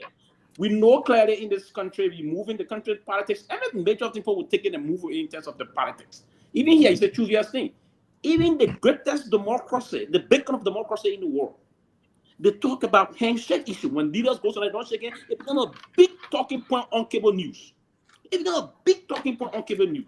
You can remember the first debate between Trump and Hillary. When those things unfold, because the people want to see their leader reflecting. It's the embodiment of the society. They should reflect those kind of responsible attributes and the rest of that. Peace, reconciliation, it will move. Do you know why we went through a cataclysmic civil crisis in our country? It was because of the same... Because of the handshaking? No, bitterness. People not trying to portray the country is on a peaceful path. So because we are in shaking and we'll go to war? I don't want... you see where you're going? You're going to the issue of war. You're trying to prove that the country. You said we fought a cataclysmic civil conflict. That we went through that because of bitterness. One group of people felt that they were being marginalized, right? The optics of now what the optics of situation, Ben, it got a major role in determining how we move forward in terms of our politics. If we have leaders, and you want to do that, I agree that you must come on the show. We're very, very combative, and I'm lambasted you, lambasted me. We met the next day somewhere. I sent a handshake to you. I want to believe you're going to respond. So Pewee, point of correction, and I'm cutting you off. Kun did not extend his hand. I'm coming. Why you guys keep getting wrong information? Did you listen to Togar? Togar at George, we have here. But let me ask a question. I'm coming. Pewee, and I like this part. Let me ask a question. Jeremiah Kun is the sitting vice president of the Republic of Liberia. Mm-hmm. He did not extend his hand to the president, to the former president. The former president, when he got down from the car, we can play the video here. When he got down from the car, his hand was already on his chest. Did you see the follow-up under the Palawa Hall? Which Palawa Hall? When they all met under the Palawa Hall. Yes. Where they sat, where they met. Yeah. Did you know what unfolded there? What unfolded there? I don't want us to take time. No, what unfolded there? Speak it. What unfolded there? It's not a debate about this. I thought it was wrong. Pewee. I thought it was wrong. Pewee, point of correction. Right? Point of correction. What? First of all, this person, the president shaking your hand right here. Who is this person? This is probably a family member of Prince Johnson, right? When the president got down from his car, and now I said, y'all please move the picture, and they think can distract me when I'm talking. I let it flow and look at my fellow panelists. Thank you. Yeah, because you know that's what I say. When the president got down from his car, his hand was already on his chest. The person who, and maybe Togar don't know diplomatic etiquette. Togar is not George Weah Pierre. Togar, he's not even George Weah on the same level. If Togar should have read when you could diplomatic etiquette, people, you know that you are diplomat. Ben, how you speak so condescendingly of the man? The man is Togar George Weah Pierre. He's a lawmaker. Is he George Weah Pierre? Are they on the same level? He's a government official and a lawmaker. Pewee, Togar and George Weah are not on the same level when it comes to hierarchy. In terms of what? Please, the former president. But that's my point. That's my point. And you have to understand where I was coming from. I come in. Where I was definition of diplomatic etiquette. I mean, you have to extend a handshake to those that are on the same caliber with you. Pewee, you're making it sound that when President Weah got up from the car, his face was tired. And when people were speaking to him, he even opened his mouth. I'm not saying that's not what he did. Pewee, President George Weah, as he got up from the car, he put his hand on his chest and he nodded. Togar extended his hand after he saw his two principals, by the way, extend greetings in a similar way. Ben, let move on. Let move on. I don't want. But maybe I need. Let bring Abu all he been waiting. Yeah. I will conclude on this real quickly. Yes, what I would say, for instance, I listened to our dear sister, but then I was having technical issue. I slipped out, but I listened to part of a conversation that this thing would not. She's based in Detroit and the rest of that. No, this is not about when Air France are going to Monrovia or other Air France, even the Brussels. Everybody don't fly on Brussels. You don't have to be on. Pewee. I don't want to distract me. Also, no, Pewee. That play the video so you can clear the air. I want you to know so we can clear the air. It will distract me. I don't want you on. Please. Okay, y'all pause the video. Let Pewee finish talking. It will distract me. Y'all pause the video. Let Pewee finish talking so we can play the video. Yeah. So Pewee can see it. I don't want. Yeah, to see where Ben was distracted. You're right. He want his distraction. That's true. Yeah, Ben was distracted. I'm distracted, and we fair. Yeah. Fair. Yeah. But let Pewee finish. Then we'll go to the video. Back to the discussion. I want to believe the coming of Ethiopian Airlines is a very major boost to our travel process. I'm one of those individuals that travel Ethiopian Airlines time to time from Newark Airport, Liberty Airport into Lomé, Togo, Accra, Monrovia. But the fact that the airline is moving directly into Monrovia, that's going to give us some boost into our travel process. A lot of folks are going to enjoy traveling with it. I agree with you. And again, and let me say here to you, there are folks in Phoenix, Arizona. I can recall you fly from Phoenix, Arizona, you come to New York to catch your flight to go to Monrovia. People leave from all part of America here to go. So that's not an excuse that you're in Detroit and you're not. Whenever you're traveling from Detroit, you have to come to Washington, D.C., New York, or whatsoever to connect any other flight. So I thought her point there, they didn't justify whatsoever trying to push here. The airline going to benefit a lot of Liberians. They're going to travel from the DC area. If you're in whatsoever place, you're going to move here and kind of connect that airline. It's smooth. It's a 9-10-hour flight into Lomé, Togo. Coming back is also going to help us. I want to say to the government of Liberia, thank you for that. It's going to benefit the people. And secondly, the Liberian government does not have share in that. That's a business owned by the Ethiopian people. So there's nothing. The only thing they're going to do, they're going to pay taxes, Mama. They're going to pay taxes to our country. They're going to pay lending fee and all the other necessary taxes and the rest of that. Probably we're going to have good process about giving up opportunity or having the ticket fare going to be something going to be more competitive now. So the process from Brussels and other areas are going to reduce air morale. We're going to be more competitive. We're going to have option. So it's going to be an option to fly on Ethiopia, Air Brussels, and the rest of that. So I thought it's a good thing. We look forward to Emirates coming soon also. Emirates and other airlines coming to the city so we can boost our country. This is about productive Liberian mindset. It's not about looking at it. If we're not there, then it shouldn't be good. No. So that's just my conclusion. On the other debate, I'm done with that debate. Thank you, Pewee. Thank you. Studio, can you people our video up? I don't know how we're going to that. No, my man, Pewee, don't. You say we won't give you time. No, go ahead. Please, you show the video. Marcel wants to see the video. Got a video right there. George, we got hands on his chest. Cool hand on his chest. Yeah. Who put hand up? Togar, yep. I see that. Go back, please. Right there. Thank you. Please move it a little bit.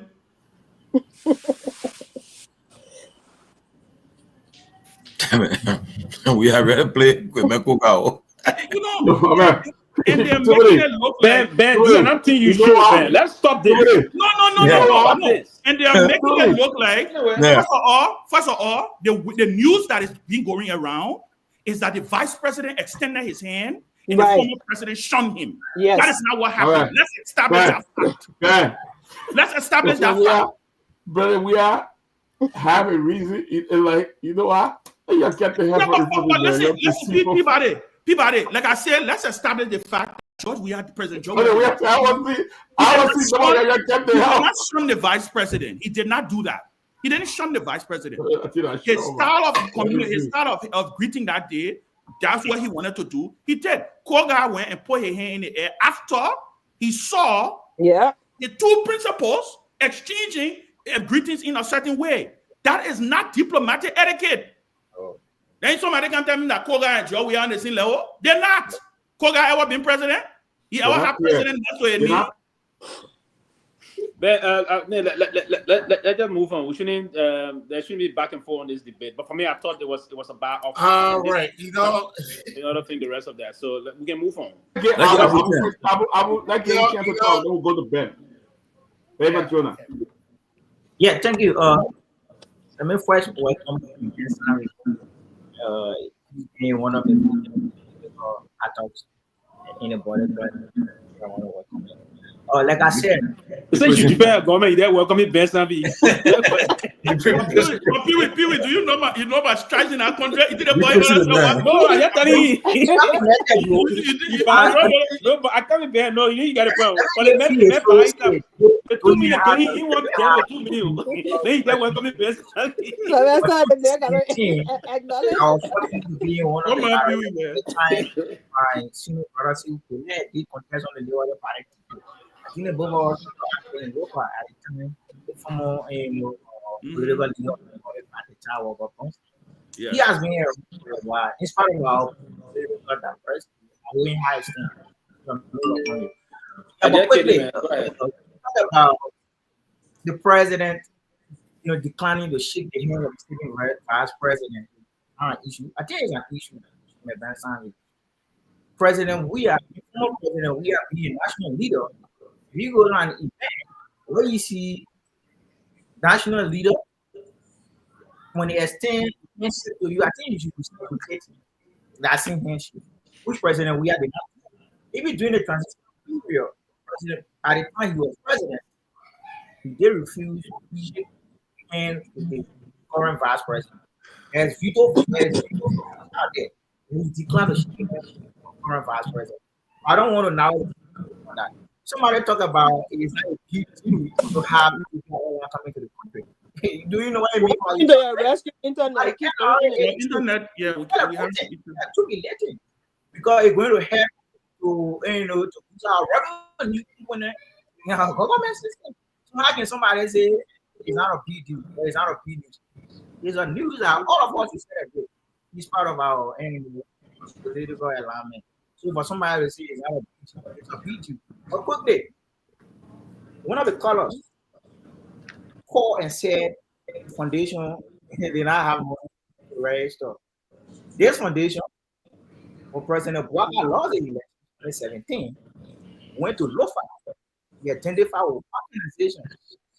This foundation also donated a short in 2022.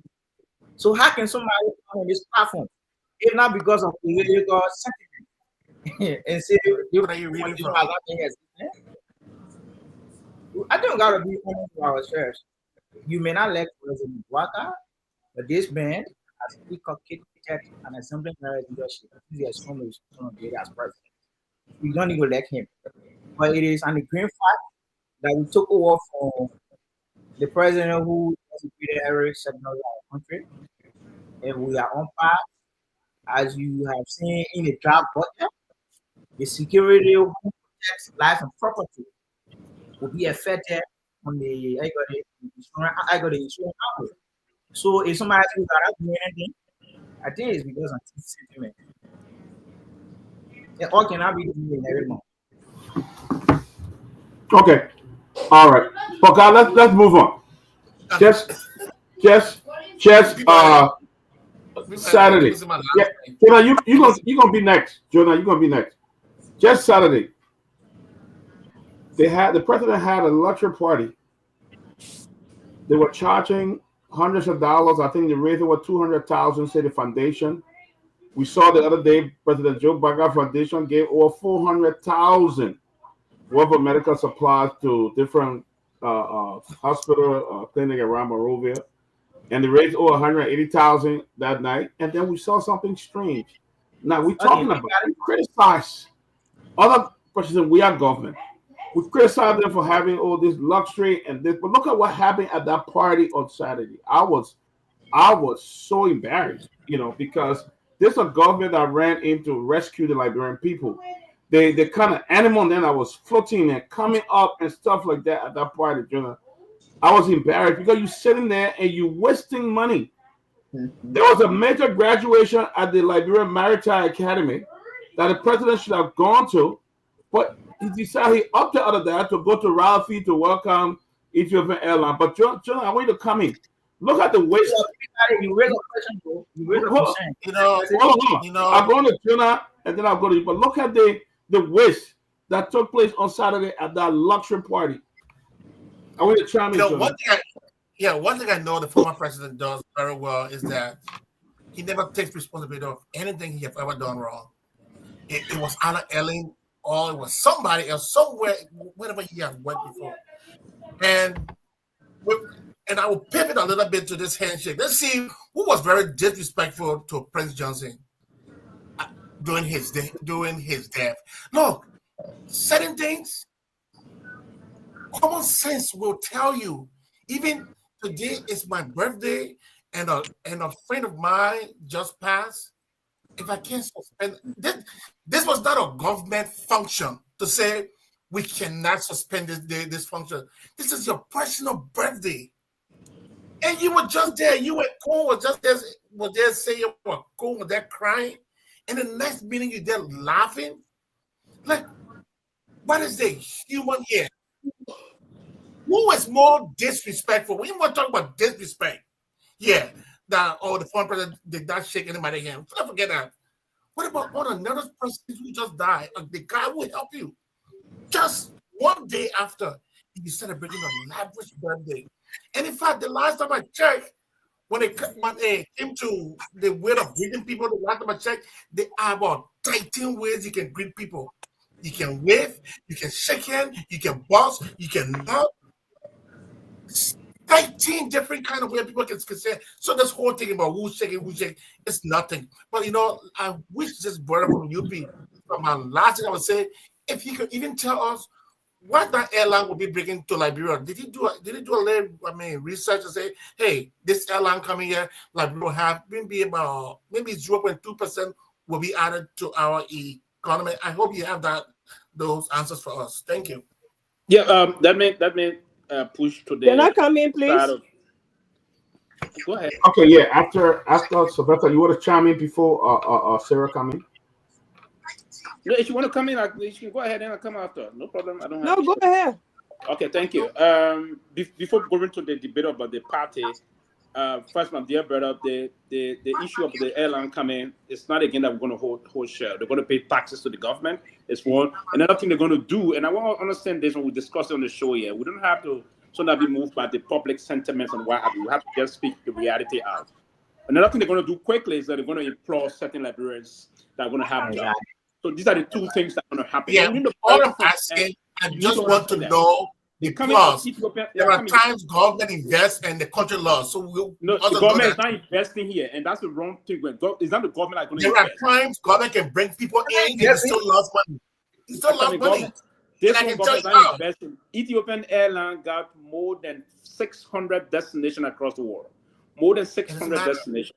And one of the destinations now include Monrovia, Liberia. The airline going in the country to do some. So what they're going to do, apart from paying taxes to the government, airport royalty taxes to the airport, and that is the Liberian Aviation Authority, and the one flight zone process, they're going to pay those things too. They're also going to employ some of our citizens. Those citizens are going to be employed, and they're going to contribute towards the country economy. So the local economy is going to strengthen by those employment. It's one I want to say quickly. But let me move back to the issue about this birthday, the lavish birthday that was organized by the president. I'm personally disappointed because the president coming to office said a lot of things that he lived as a simple man before. An ordinary man, simple man, he didn't live the kind of life. The first mistake Mr. President made in this process was his wedding anniversary. That was a very lavish wedding anniversary. And again, a couple of days ago, the celebration of his birthday. Now, Mr. President, let me say happy 80th birthday to you. But I thought the optics again about this process, it was totally wrong. And it was also in violation of the code of conduct because folks were being taxed to pay money, $500 or $600. They were buying ticket to attend the president's special dinner. Like for instance, Noka, there were almost $20,000 the Liberian, the oil company Noka paid to that process, right? So most of the senior vice president, other vice president, they pay $1,000 each for a ticket. This is a violation of the code of conduct, Mr. President. And if you came in this country to say, you coming in this country to say you came to fix things up and do this, and you're allowing the folks to blatantly violate the code of conduct, this is totally wrong. I believe that we need to condemn the government for this process. And you say you used to walk from where Wasanga to this place was thinking you live in your house for more than 50 years, but coming to the presidency and celebrating the way you're doing as the presiding officer, the chief presiding officer of the republic, I thought that was on a bad premise. And those government officials that violated the code of conduct, we're going to hold their feet to the fire, and by Mr. President accepting this money, because this money, the information is that this money is going to his foundation. You cannot do that. That's not the way to do, to force government officials to buy a ticket to come to the dinner. And the information I'm getting, they were compared to come buy a ticket, $600 for a ticket. Certain government officials, for instance, Noka, the national oil company, each of them, the vice president paid $1,000 each. Noka alone gave $20,000 to this process. So I thought it was unfortunate to speak to that on the most serious. There was a very great question you asked at the Peabody, or whosoever asked, but it was a great thing. But I tell you, it's disappointing, it's counterproductive, and we should not indulge into those kind of a wasteful spending. It's terrible and unacceptable. Okay, I agree. Who's next? Yeah, Sarah. Yeah, I 100% agree with you, Pewee. These were people who criticized the We Are government for everything from ABC, from A to Z, everything that they did, they criticized everything the We Are government did, they criticized the We Are government for. And this is just a blatant hypocrisy for them to come to power and repeat and even go worse beyond the things they criticize the We Are government for. This is wrong. And to me, I think the president made profit out of the Liberian people. He made profit out of the Liberian people by taxing people to go to his birthday, and Liberian children are not in school, or people are passing around in hospital, people are dropping dead. This president is a joke. He doesn't mean what he said. And to crown that, they use the handshake of We Are as a diversionary tactic, in my opinion, because first of all, Prince Johnson made him president. Without Prince Johnson putting his neck on the line with the buy-in for them to vote for him, he would have never seen the presidency. And for Prince Johnson to be lying down dead, and he go celebrate lavishly, and the Jeremiah Cool man who was there acting like he was crying, and the next minute he's there laughing, that's hypocrisy, and that's a disservice to his family. That is a disservice to his family. And they should be happy. They should be the people of Nima, the peace-loving people of Nima should frown on them for that. They're passing around talking about We Are handshake. What about you Guar? Prince Johnson made you president. Well, Prince Johnson, you would have never seen the presidency. And he can be lying down here, people grieving, and you passing around partying, and then you want to talk about handshake. Your folks want to come sit here and talk about handshake. Nobody's stupid yet, man. Nobody's stupid yet. Thank you. All right, Abu. Yeah, nobody's stupid yet. Yeah, quickly before Abu can come in, quickly, a few seconds. You see, the vice president was in a very tight spot. You had to understand Liberian politics, right? It was now we should shift the blame to the president for organizing this, but at the time, Prince Johnson was lying in the mortuary. But the vice president, he not gone to that program. Other people say, "Oh, Mr. President, you see, so it's difficult to be a vice president and the president having an occasion you're not there."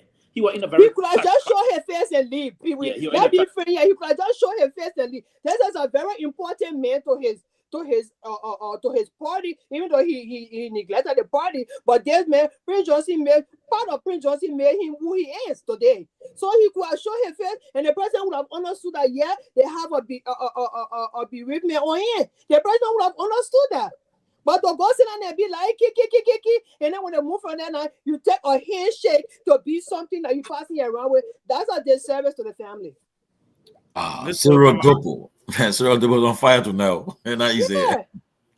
And not easy. Abu, you muted. Yeah, thank you. It sounds laughable.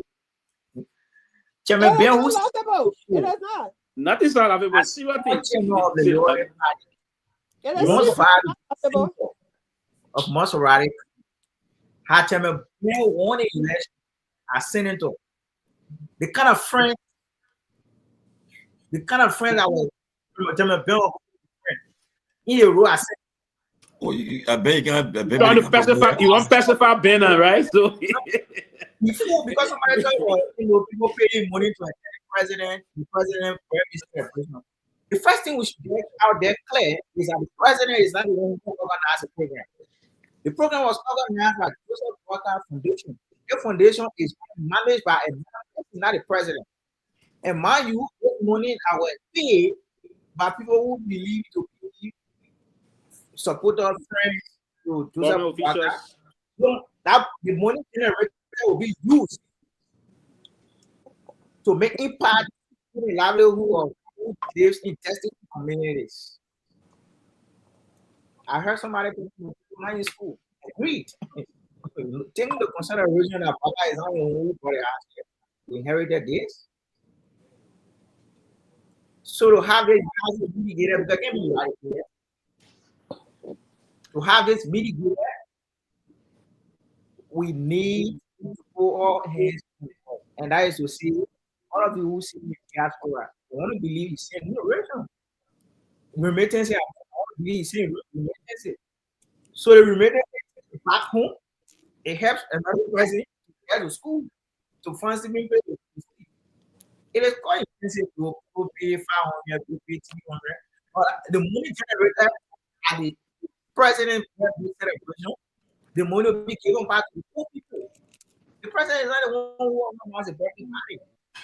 He's not the one who organizes a birthday party. That's disappointed in the president, giving the constraint like the president should have his birthday. The president is not the one. If you watch the video, you will notice that the president did not spend more time here. You are asked to go and spend time, which he did. Not all of those that were there are official government.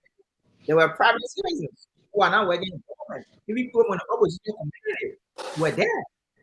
They did not go there before Joseph Baga is home, but they should plan a program prior to the death of Senator Johnson. So, for somebody Jeremiah is the vice president. He has said Jeremiah attend such an event when his boy is doing that, especially after Mark, it was birthday. I start speaking.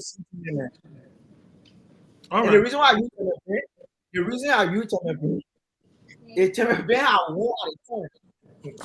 Imagine having problems. You won't be free. But let me say this. Abu, let me say this quickly. Leader and as a sitting president, you know how many people want to be president? Yeah. So you see, Abu, this is what I was saying earlier about the conflict, the current reality that the Unity Party is facing. Because here you are defending the president having a party or his foundation. I gave you that. You say it was his foundation. First of all, in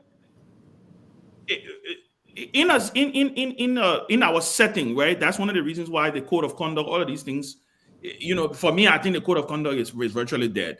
To be quite honest with you, I don't think anybody respects the code of conduct anymore. So I don't even know why we can always even try to, I don't even know why we try to even reference it. Because nobody obeying the code of conduct, to be quite honest with you, from the president all the way down. Everybody just doing their own thing, right? I remember very clearly during the Myean years, it was not called a GMW Foundation. He didn't have GMW Foundation, right? There was this thing about his wife, the Kehleboe Foundation, had these events. And Unity Party people used to criticize that there were government officials, The same thing he is talking about, that parastatals and functionaries of government are being asked to go and donate to this foundation. Of course, Abu. If the president has a foundation, everybody will go donate to it. Our country. That is the reason why in structured and other civilized democracies, presidents don't have foundations. Why in office? Why in office? Thank you. That's what I wanted to say. Why in office? I remember clearly in this country when Hillary Clinton got named Secretary of State. She was not even president. Secretary of State. It was mandated by the General Accountability Office of the United States government that the Clinton Foundation make available all their donors to the government because they did not want conflict of interest. Right. There's a reason why when elected officials are in office, they discourage them. This thing is discouraged because the lines are just too blurred. There's a thin line between trying to gain favor and donating to a charity. 99% of the people who made donation to that foundation want something from the government, or they got something from the government, or they're trying to do some kind of thing. And you can't blame them because you know what? That is a way to get access. But when you guys criticized it in the past and said that it was bad, and then you come in office, in less than 1 year, we have seen the reviving of the JMB Foundation. We have seen the establishment of the KYB Foundation. Today I saw the First Lady, by the way. Thank you, Madam First Lady. But I saw she went and the president went to dedicate a ward at a clinic. And they got a picture on the bed sheet. These are things that, so I'm only saying, and I will say this to you, the problem the Unity Party is going to face is this problem of hypocrisy. Yep. That you hammered the CDC. You said everything. If I remember when Garguah had the We Are project, I never forget. I think Abu used to be one of the people.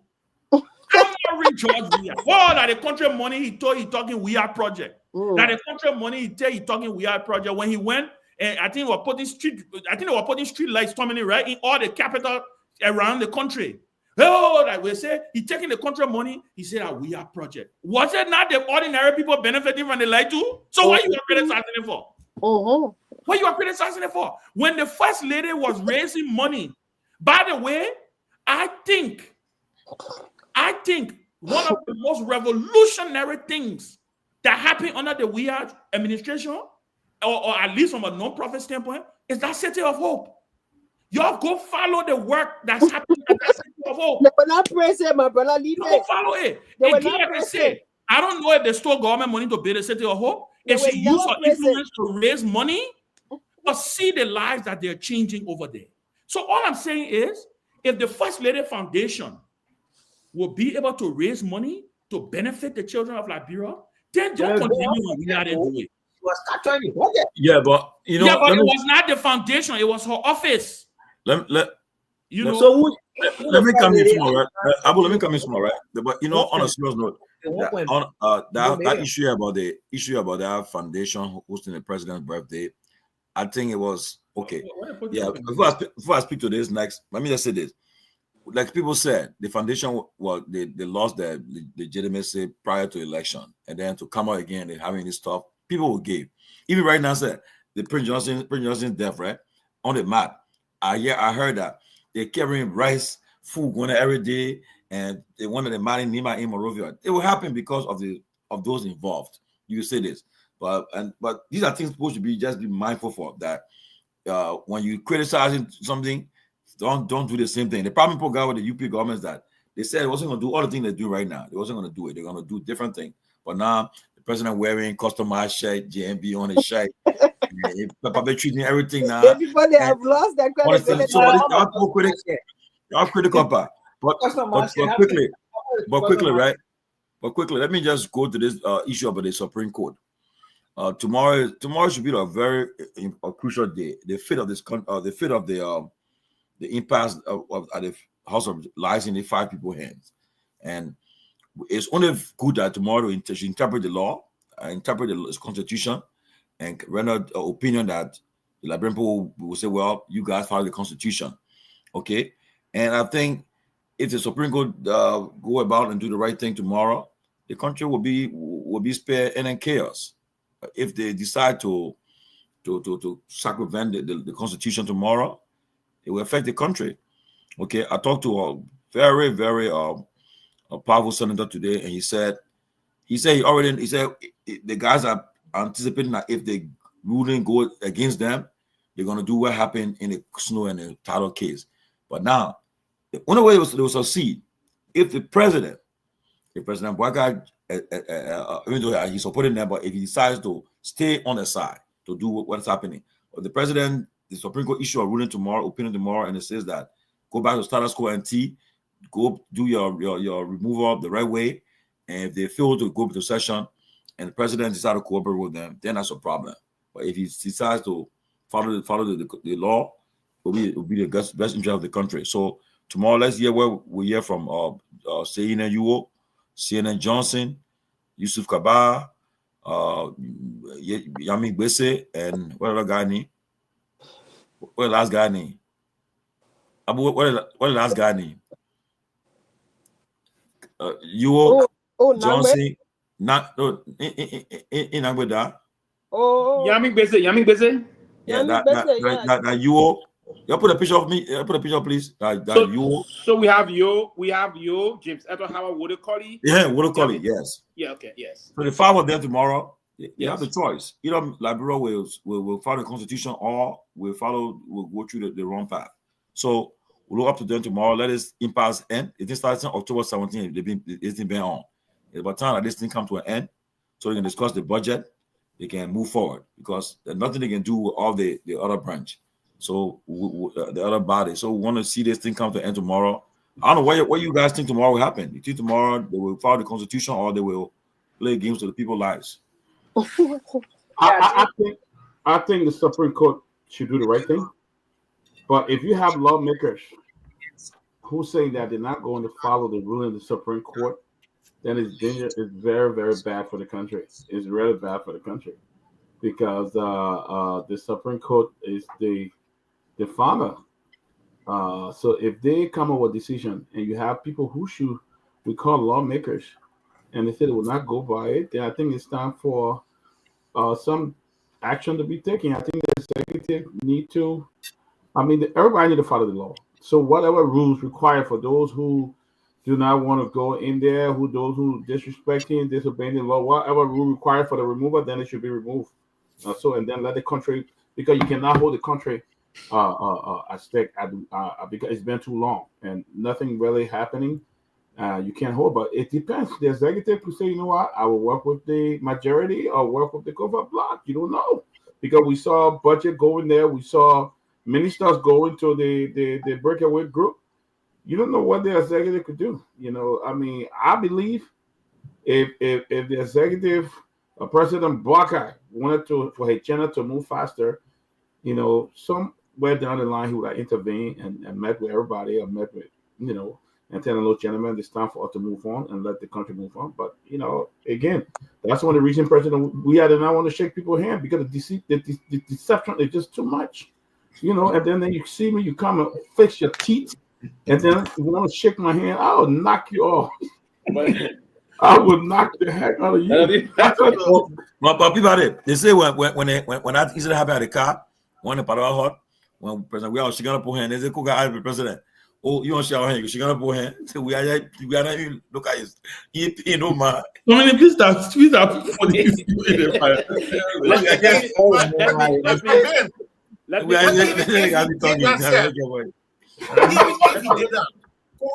all we are beginning. The oil beginning. No, Ben said not the same about. So, but we are not on the same level.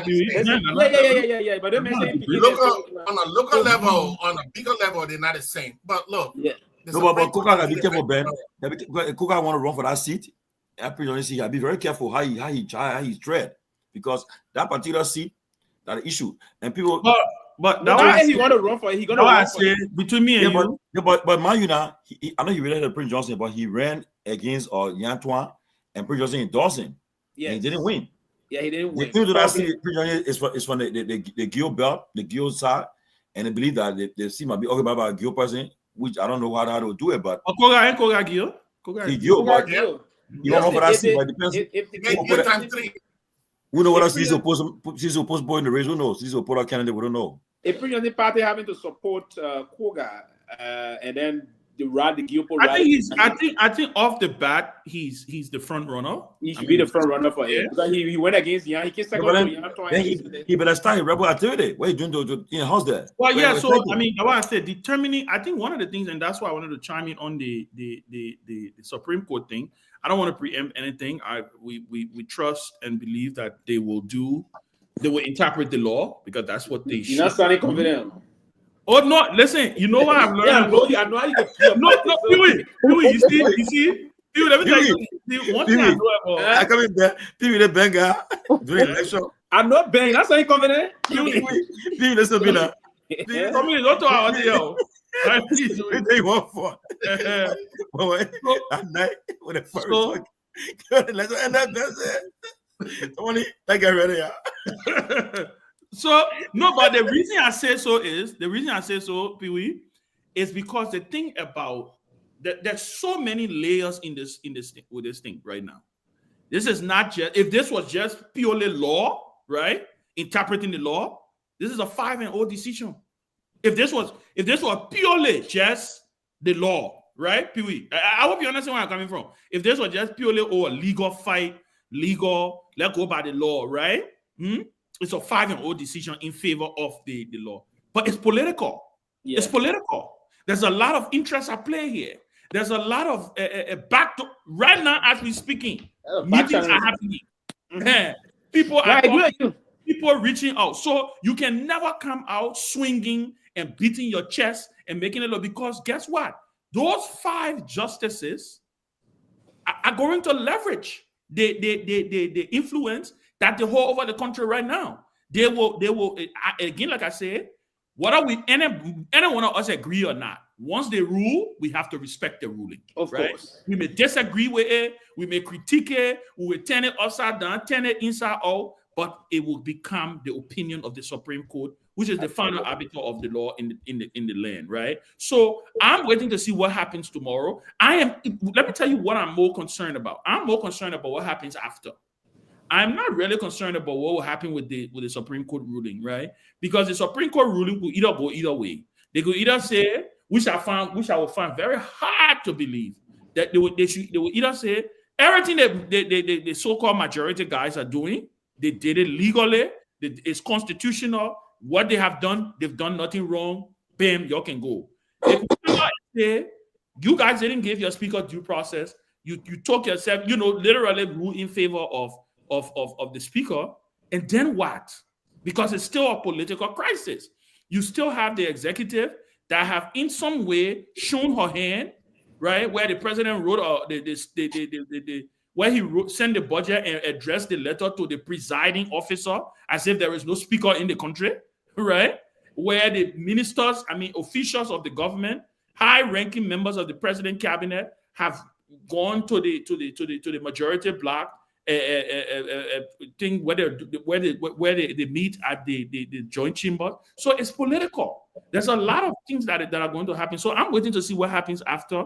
I hope and pray that reason will prevail. My advice would be either way it go, I think the person, the side that may consider it or defeat should concede and just say, you know what, let it just be in it for the sake of the country, and let's move forward. That's my I agree with you, Ben, on that note. And yes, for me, I'm a little bit, and that's what I was saying to someone, is the same thing I said to you, we all laugh about it. But here's what I would say on the 2 things going to come out of the Supreme Court tomorrow. And one thing I'm inclined to believe is that the Supreme Court is not going to act they're going to impose on that August is bad.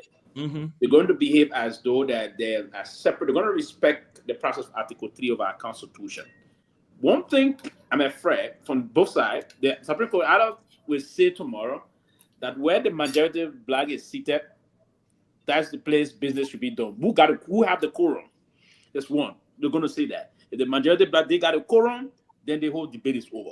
Or the Supreme Court will come out and say to us, the Liberian people, that you have to follow the rules. There's a rule, and it's clear. Anything that runs contrary to Article 2 of our Constitution is not done well. So if you don't, because the Constitution is instructing that you set your rule, and your rule, did you go by your rule? If the Supreme Court said that, then KOFA will come and get some level of live stream, right? They'll get you some live stream. And if that's the case, if I were in the KOFA shoe tomorrow, if that were to happen, then I would throw in the towel, right? And because the debate will not be over. The fact that the Supreme Court will say you didn't do it right, go and do it right. If they said go and do it right, KOFA have won on the substance of the law. Now, he does not have the support of his colleague in terms of the number. Then if I were the speaker in that term, I would throw in the towel and move forward. But if the Supreme Court move and come out and say the majority, where the majority is, these are the two rulings that we may anticipate tomorrow. Where the majority is, or who have the quorum is where the majority is, they discuss business, then KOFA is done. There was procedural matter, go and do it right. I mean, you nothing. You're going to have new speaker elections. So there where the process is going to go tomorrow. Again, what most of them are trying to push it, no matter the outcome of it, because someone is trying to threaten to bring in some coins on some of the justices, saying we can bring about the issue about impeachment, right? They're trying to do those things again. And then you write on that, on the basis of the political side, the maneuvering behind the scene. That's my perceived fear. And there where I'm a little bit worried and deeply concerned as to what's going to come out of the court tomorrow. Remember, Supreme Court ruling basically throughout the war, even in the world's most powerful country. We just saw Roe versus Wade in America, right? It's not based on the substance of the law. It's based on the side the political process will go, the manipulative side of it. We know what Trump could do here. Trump alone, his influence on the Supreme Court bench here is enormous in this country. So I'm afraid tomorrow, but we'll wait again and see. Article 65 of our Constitution is clear.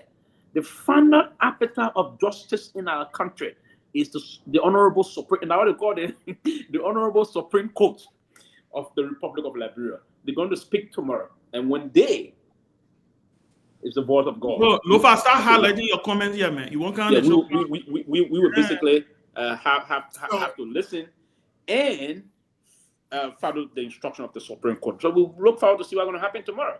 But again, it was a very good thing that the current speaker and this trained lawyer and very smart lawyer, North Carolina trained lawyer, and went to the Honorable Liberian Supreme Court because he wanted to prove something, and he didn't waver this time around. He didn't bend, he didn't waver, he didn't cowardice into submission. He challenged it to the end, and the Supreme Court going to rule tomorrow. After tomorrow ruling, this is a litmus test towards our democratization process. And we all going to follow suit and listen a year to the tenets of democracy. That's the rule of law, and that is democracy. Yeah. So what I want to say is, I think the court will do the right thing, and even though I will be very much pessimistic here to look at the thing on just one side because of the precedent that have been set in the past. I don't see how the Supreme Court go on her own words with the previous precedents that she have already set, and not just one, not just two. I mean, not just one. It's two times, and they ruled in a particular way. Are they going to come back to come back on their own words? We yet to see that. But I think the difference here that people keep telling me about Tyler and Ku, the difference here, Tyler and this other guy, they're not. They're not. And by the way, it was their own people that wanted them. UP wanted Tyler out, so they could have done anything. On the contrary, the guy who you want out is not from your party. The guy can decide to be a spoiler anytime to bring chaos. Look, if CC really want to support this guy, if they really want to support this guy, like if they let's say they ruled in his favor, and the government decides that they will work with them, then guess what? Nobody functioned anywhere. The entire Ben, cabinet. sorry, quickly. Sorry. Pewee, before you come in, Robert said he wanted to say something to you. Then you can respond to him. Robert, go ahead. Yeah, thank you. So listen, I just wanted to say to my neo-progressive friend, listen, the Supreme Court ruling cannot, and I think they have got to be very careful here, right? The Supreme Court ruling cannot be influenced by politics. They must be guided only and solely by the law. And for me personally, I don't expect anything other than that. They comparison with the with what happened with Roe versus Wade, I think it's far-fetched.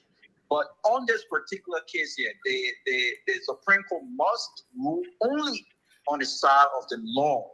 Anything contrary to that, I think will set a bad precedent, and I don't think that's something that we're ready for. From our indication, I don't expect the so-called majority black to win anything here. If anything, they will demand, as was previously done, that they go in and show due process. I don't see anything where they will condone the selection of corn. Lastly, Abu, it's great to have you on the show. But let me say this to you, my brother. You're gonna have to step up your game, because this is the closing argument. Just look at the show. You got some serious-minded people on this show. I love the fact that we have a different perspective, one that will defend, as difficult as it is, defend this ruling party. But you got to come stronger than I've seen you perform tonight. I think your performance tonight has been below par. And you got to come stronger. If you want to survive on this show, you got to come stronger than that. Maybe I will need to bring somebody else to help him up. Oh no! So to answer my dear. All right, thank you, Rob. I hope Atlanta is doing he's listening to you. I hope Atlanta is doing good this evening. I learned that it be relatively very cold in recent times. But let me listen. Before that, Robert. My uncle Joe is talking to me, to the one know me to Joe Abu, so I can beef up Abu defense. So I was soon going low. That other side of it. But let me say this to you, Robert. Normally across the world, you talk to the legal giants, and they would come with different disposition on this issue. But let me say this to you: when this issue about political, the Supreme Court always can act on the basis of politics. It's not always on the basis of law, the substance of the law. Absolutely no. And when you go back to the last ruling that came out of the Supreme Court on the election when Charles Bronson went to court, and we take some time, Robert, and go and read the opinion coming from the former Justice Cabinet Janet. Cabinet Janet brought a very substantive process up on the basis of the substance of the law. Right? He came point to point how the very court, the bench, violated the basis of the law on the issue of the ruling. Right? So it's not always on the basis of the law the Supreme Court will have to rule. Actually, no. I will take you back, my dear brother, again to the beacon of democracy, the United States of America. The issue of a presidential immunity. You saw the Supreme Court ruling? Everything that the former President Donald Trump did that violated the laws of America, the Supreme Court said he's immune. He's immune. It was not done on the substance of the law. It was done on the basis of protecting political interests. The Supreme Court globally, I agree that we have to act in conformity with the law, but often at times, go back, they will act on the basis of politics. The major example I want to give you is Donald Trump issue. Go back and read the last election opinion of the Supreme Court.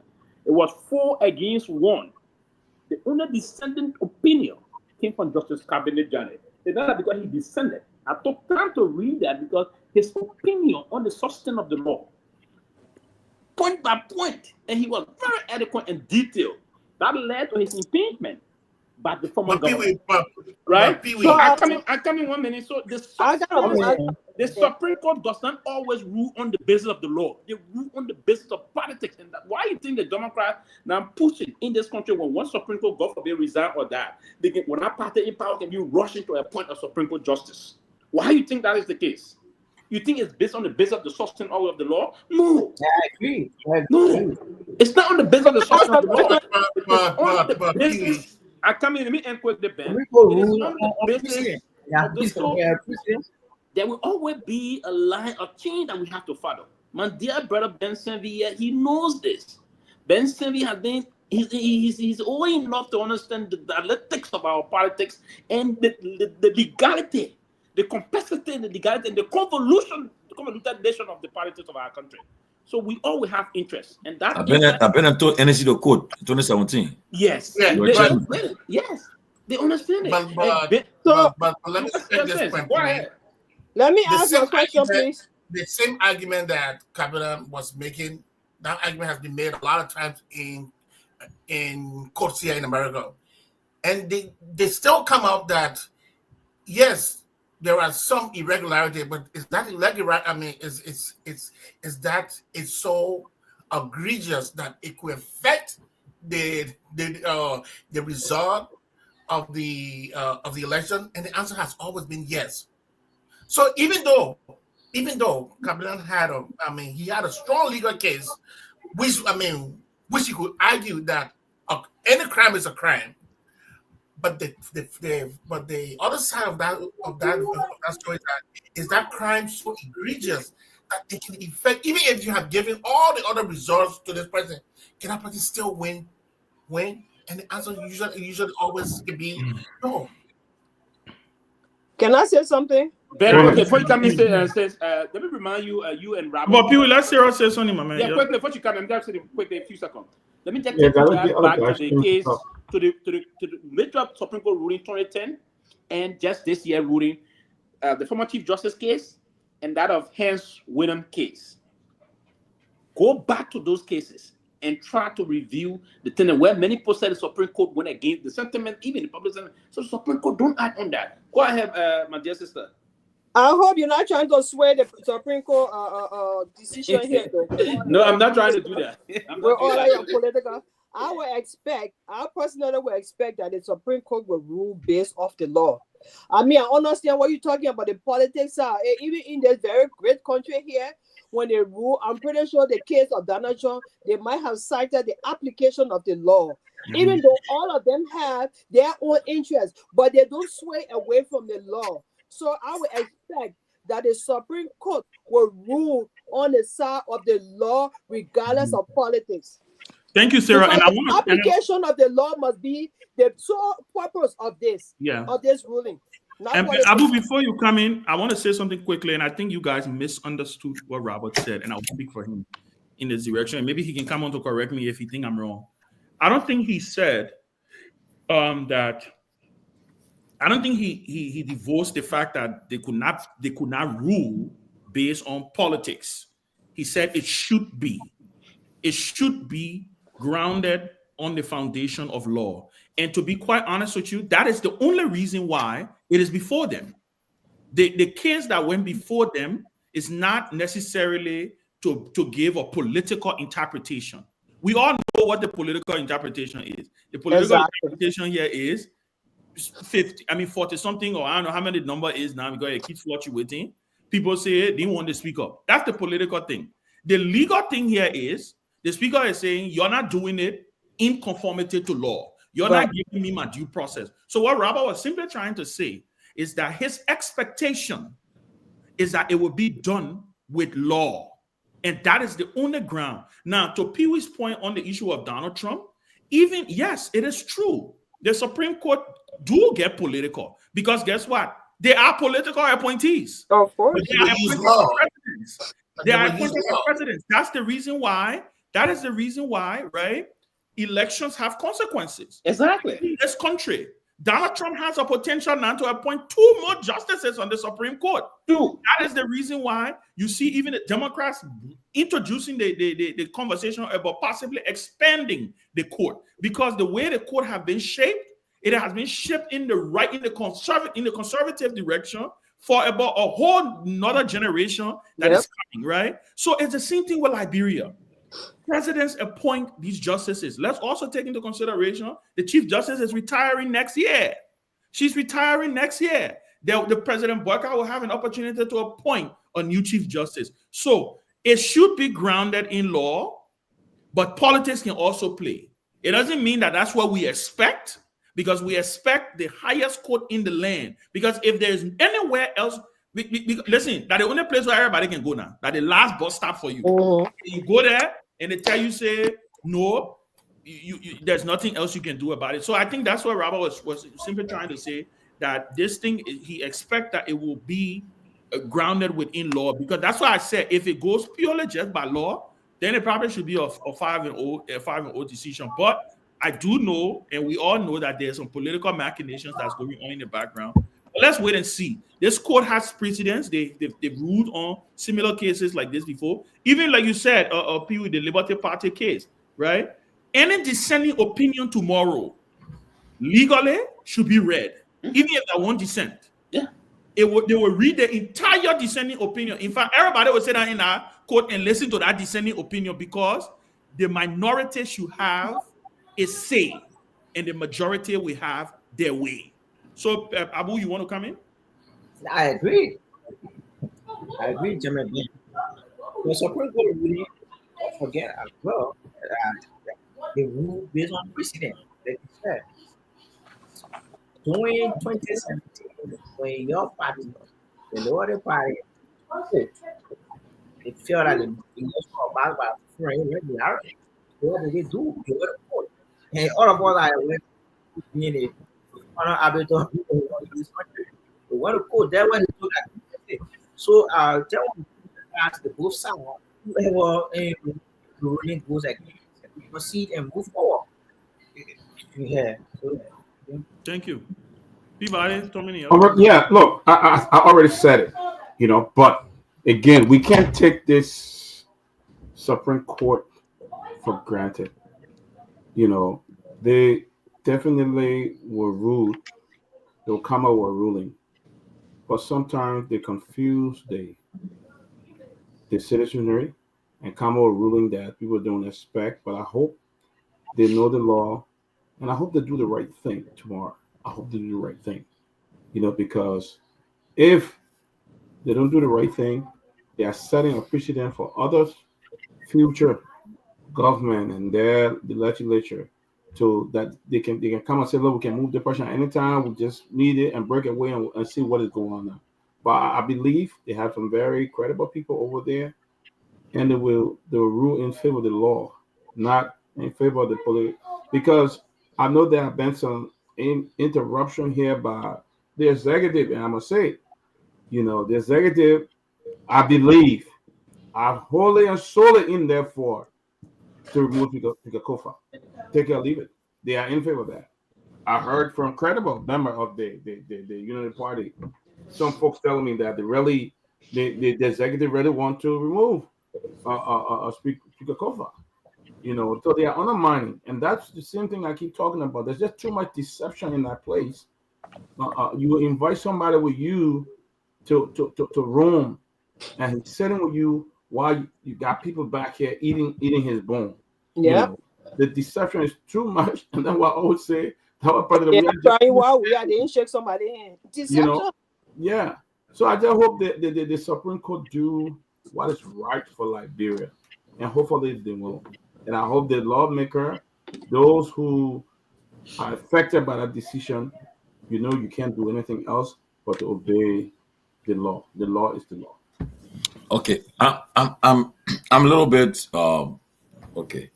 I heard the former president, he spoke in a church yesterday, and he said that he said he had been in contact with the late Senator Johnson. In fact, they had a scheduled meeting on Saturday. I also heard that the former president Taylor and if Johnson have been in, according to I think Ben Sanvee shared that last week, have been in discussion too. But people are concerned. What's happening? What was happening? What we think was going to happen now? Because BYJ, he decided not to support the CDC in the last election, and it's no secret that BYJ wasn't happy with the present government, the president too, because he had been speaking against them in his church and so forth. In fact, I'll read him. The last communication from PYJ and I was, I think, a couple of weeks, a month ago or so, when he said that Liberia is on a stormy sea, and I'm watching. And he said that he wasn't involved. He was watching from a distance. So people are asking, PYJ, make no mistake. The last 3 elections, he decided who became the president. So people are saying that his death is is changing the political trajectory of the country. Things may change, and the first test will be in the by-election for a seat, and then coming to 2029. But like I always tell people, a lot's going to happen before the next election. Well, I mean, what do you guys think will happen right now with PYJ? Will there be somebody who will step in to be the new leader for NIMBA? Will anybody really fit his shoes, or somebody will come closer to him?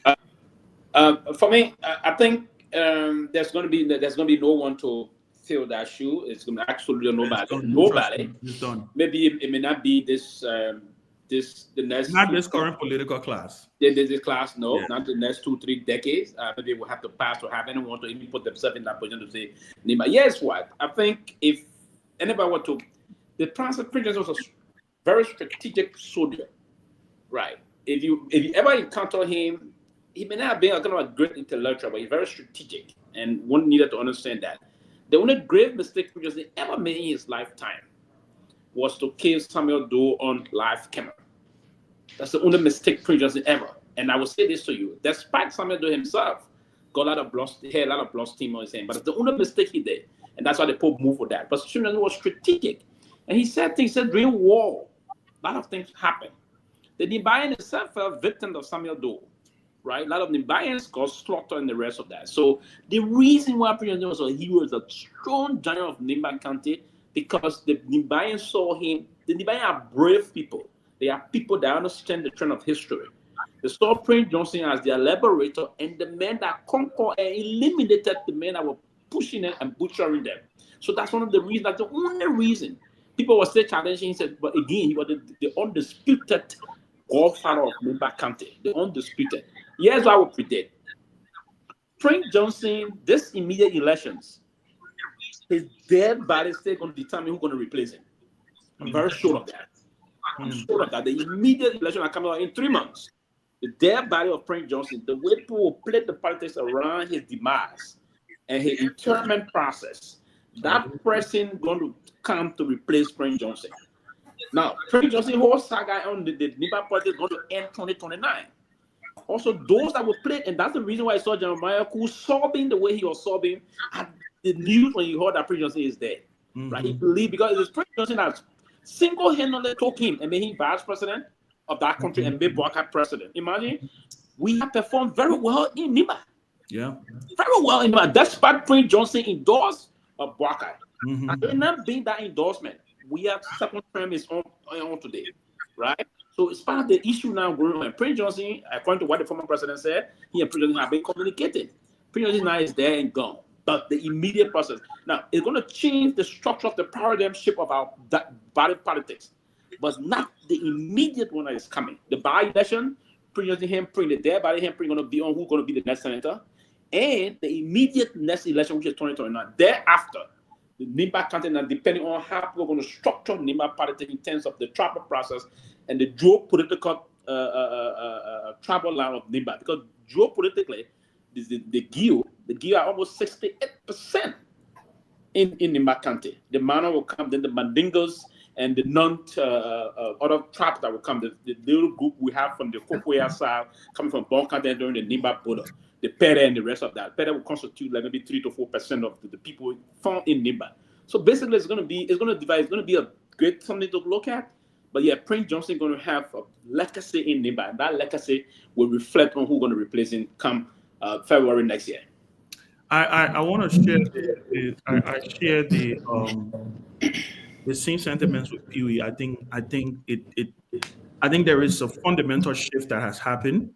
I don't think there is one singular person out of Nimba County that can fill those shoes the way he did, the way he guided the way he guided the political landscape in Nimba.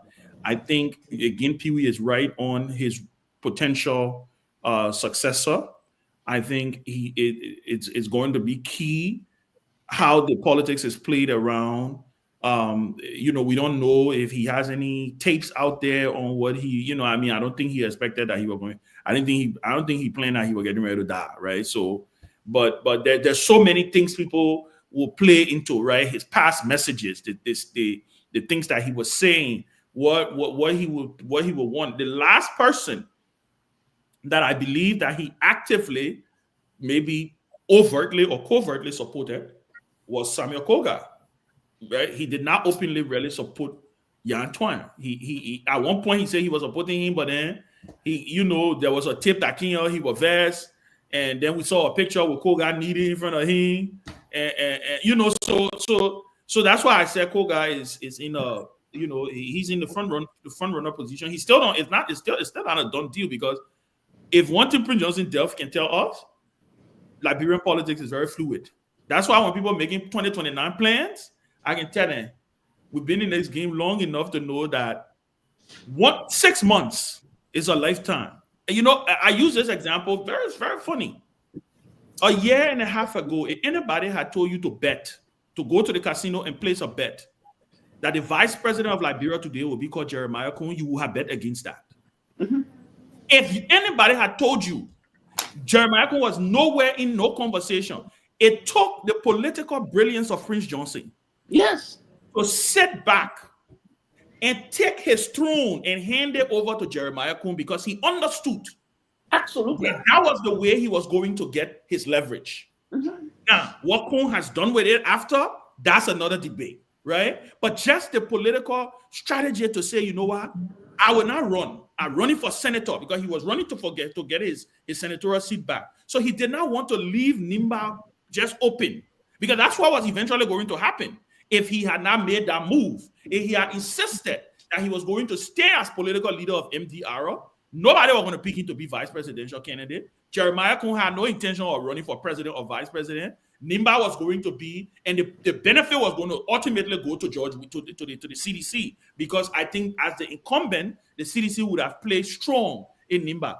But the fact that Prince Johnson made that pivot and decided to step down as the head of the party, run for the Senate, run for his re-election, anoint Jerry Cohn, who, by the way, had a whole thing on his senatorial term, and then became vice standard bearer to President Joe Buckeye. It speaks to his political acumen, right? So I don't think Nimba is going to get another Prince Johnson, at least not in. I don't even know if it's going to be in my political lifetime, right? I think there are young leaders who are popping up in there who will control different segments of the country's, of the county's politics. I agree with that. You would Tar Wongways, Musa Bilete, Samuel Togar, even the person who ultimately becomes senator, who replaces Prince Johnson, I don't think that person will hold the kind of sway that Prince Johnson held, because his attachment to the people of Nimba was also emotional. I see, Ben, you want to say something? Yeah, so I think and I totally agree with you, but for the sake of 2029, if any other political party wants to be relevant, you have to strike a Nimba on that Prince Johnson seat. You either have to go there to be a side with them, or you have to take a state. You gotta take a candidate in there. Look, the amount of people that the CDC want in Nimba is just too much. Jeremiah Cohn is not. He is not that figure that can bring those people back together. He does not have that. He does not have it. It's going to be hard for him after Prince Johnson is buried. The dirt that will come around Jeremiah Cohn, but Prince Johnson death, the other politics, but just forget it. It will get so nasty. It will get dirty. But somebody got to put somebody in there. You got to put somebody in Nimba. No, anytime there is problem, you must put your hand in the water. That's all your fair way.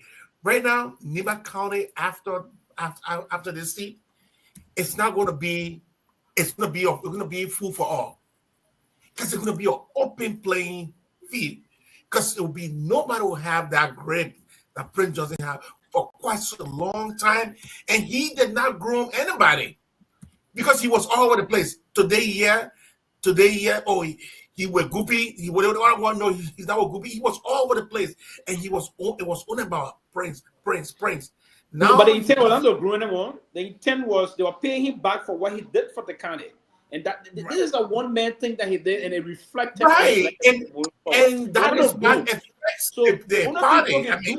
The only thing Ben can do now is to step in his shoe to see how they can mobilize the county in the way he did. Now, beyond what he did for them, even current in the government from the time he became senator, he was very loud.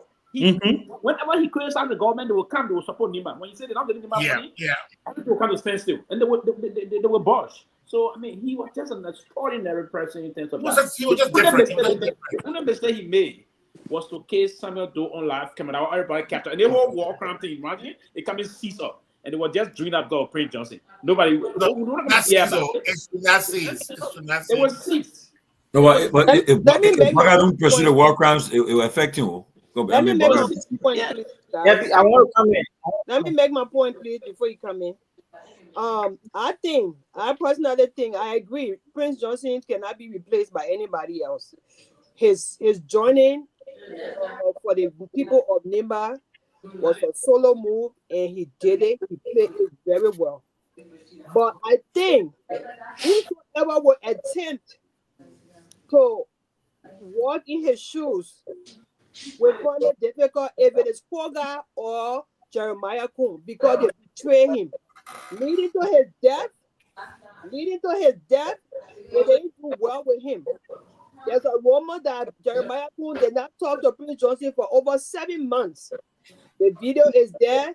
People are talking it. And I think the people of Nimba, especially those of them that support him, they are hurt. But they don't want to make a big deal out of it right now until they can bury him.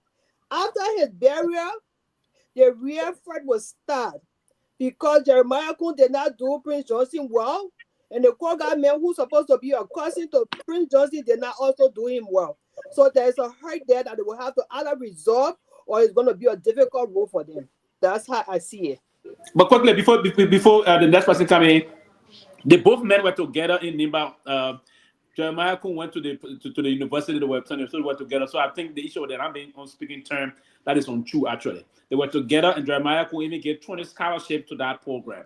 So I just thought to clarify that. So what's about the video that he talking about that he's not part of the NDR? Yeah. With that, I can speak. When he came on the ticket of the NDR to be vice president. But no. With the let that with here and go back. That's what I'm saying. There's still a rough shadows over somewhere there. People you will not expect him to be on NDR ticket when he contested as the party vice presidential aspirant. So it's clear at that point when he went as. But when the rest saw him on United Party ticket. So he is presumed United Party partisan, not NDR. No. Actually, so he was supposed to publicly disassociate himself from NDR? Absolutely. I don't agree with that. He was to play the card well and stay. Exactly. That's what politics is all about. Yes. So this is the party that brought you to power, especially at that helm of power. You don't disassociate yourself publicly. Yes, I agree with you on that. I agree with you 100% on that. And there's this. It's alleged that also he had not been really on course responding to the woman call when the woman called. Of course, yeah. But again, it's the woman that anointed him. He's an anointed man. Anointed him and took him to the vice presidency. All right, I get a Unity Party perspective. But how about Ben Sanvee? The Prince Johnson, the message on spirit of Ben Sanvee. I mean, me and Prince Johnson related are different things. God bless it. So now I feel bad that I didn't. Every time I call him and say, my son Ben. I said, by the time he said he was supporting you, me and him have one problem. But Ben, I told him. No, but I mean, before you come in United Party, United Party man perspective. Before United Party, Ben, you know this thing, right? I would say this in good state. I know you want to tell me on that. Go ahead. We blunder on managing Prince Johnson. No, we did. Hey, man. Pewee, me and you get no disagreement on that. No disagreement. We blunder. We get no disagreement. So happy Johnson supported and CDC would have won. What's wrong? Is that even a question? What's wrong? How many I beg you, man? I see him on. I see him on. Why you think Americans said making pay for play? Why you think they said it themselves? Yeah, let me come in. It's not making that money for it.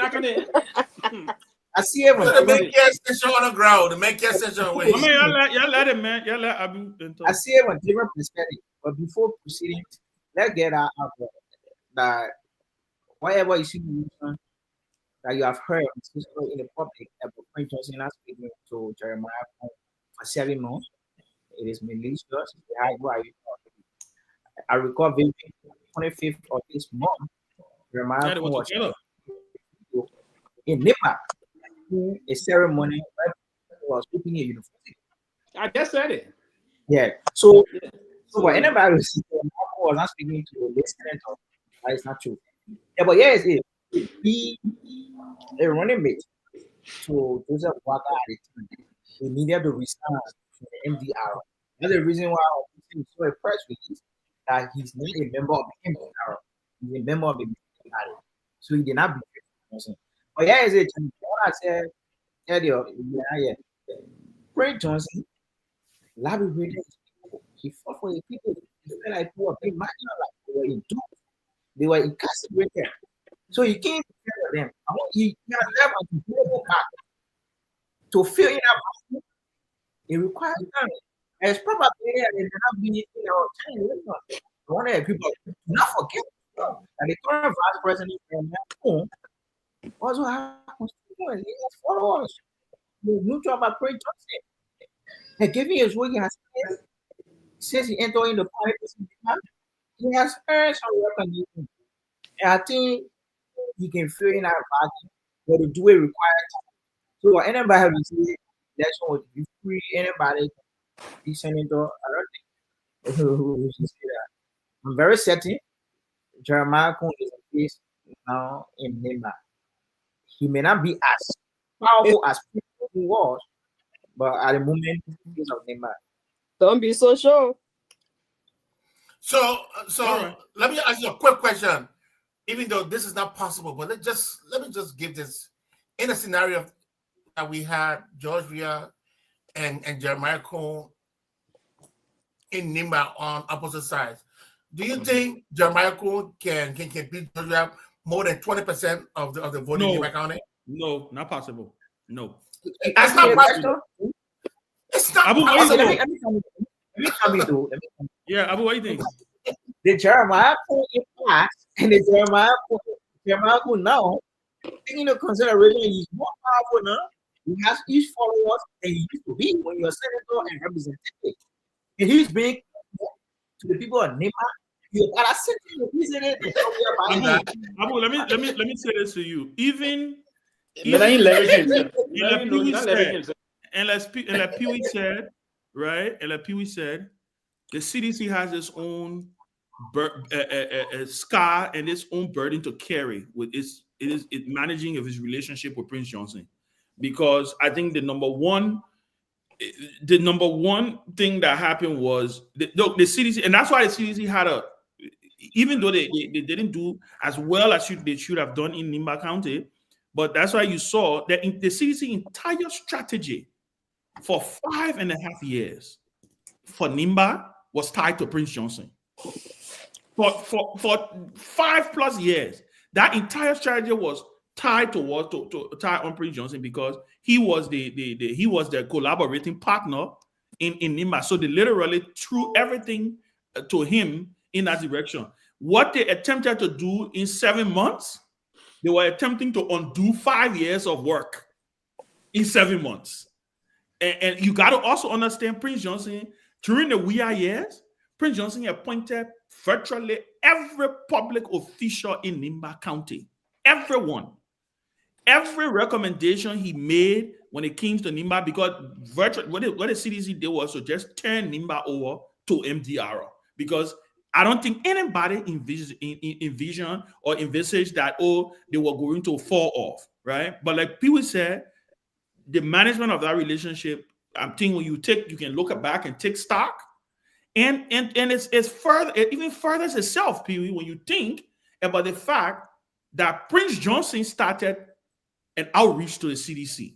Yes. Because clearly he was not happy to where he was. Yes. Clearly. The fact I got question.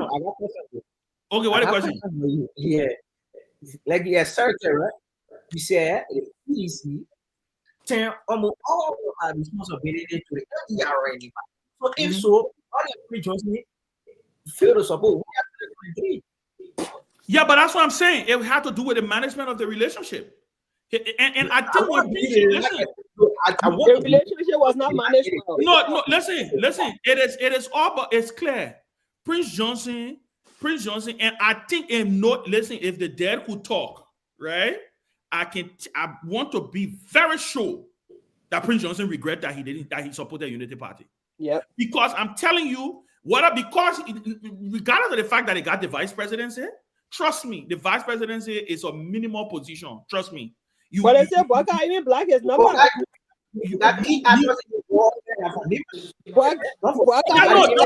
But that's what I'm saying now. That's what I'm saying. You heard many days Prince Johnson used to complain about his access. I think what Prince Johnson thought, because you know that one of the complaints he had about we had to. One of the complaints he had about we are was that he did not have the kind of access he needed to we are. He complained what that was the reason he made a pivot. He complained what he was only talking to, and then when McGill got sanctioned, because McGill was his bridge, right? And when McGill got taken out of the picture for in the CDC, in the government, everything broke down. Everything literally crumbled, right?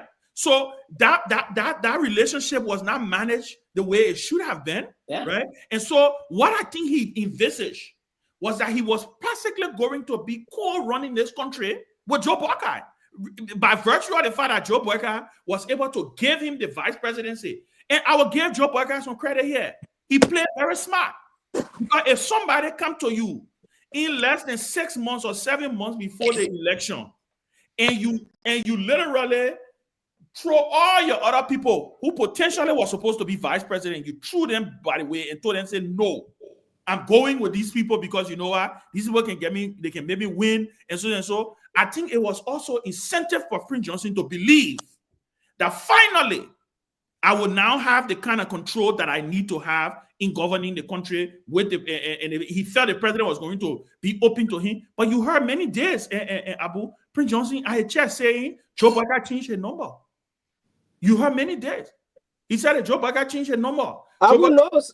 His calls. He said when he finally met with Joe Boyka told him, said, President Boyka, be respectful. When he met with President Boyka told him, said, the problem I got with you is that you can always say I want in public. And then he said, well, Papa, if I hire your number, I will not, I will not be talking. I will not be talking. So all I'm saying is, I think if my instinct tells me from all of the moves that I know Prince Johnson had been making, it tells me that he was again planning.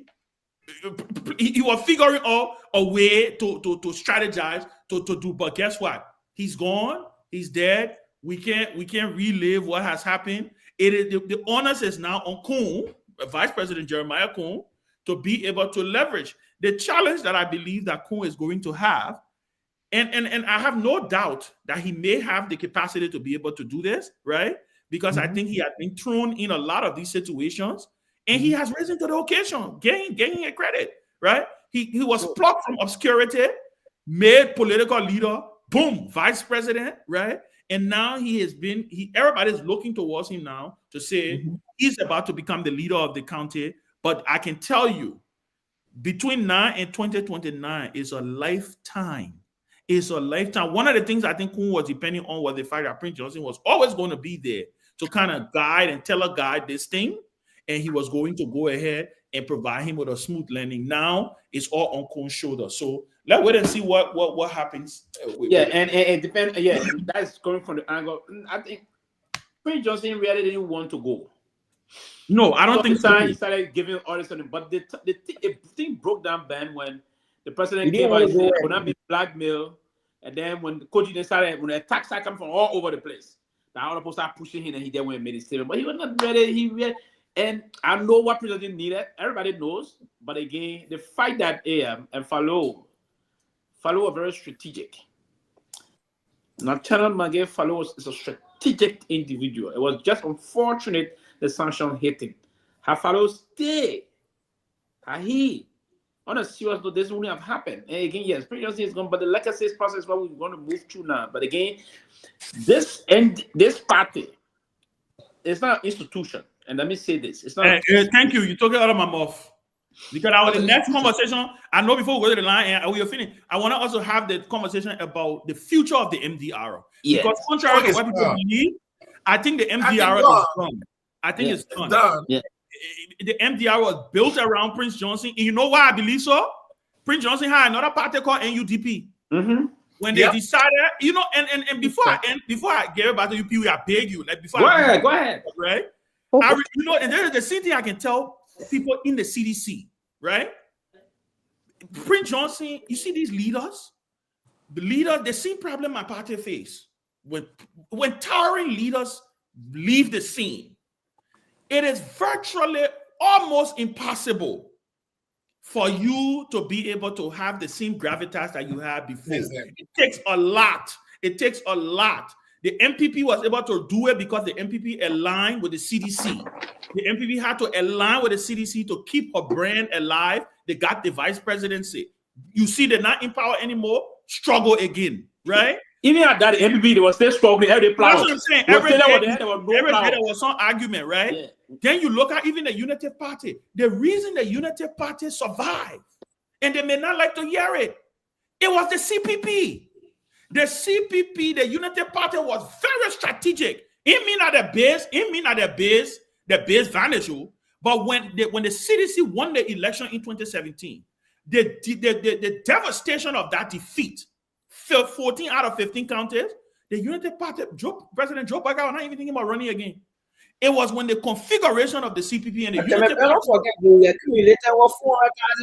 Yeah, listen, but let me tell you the difference with that. The difference with that though is when the CDC took power, you literally Unity Party was on life support, literally, because everybody was in the wilderness. You had a young president, populist president.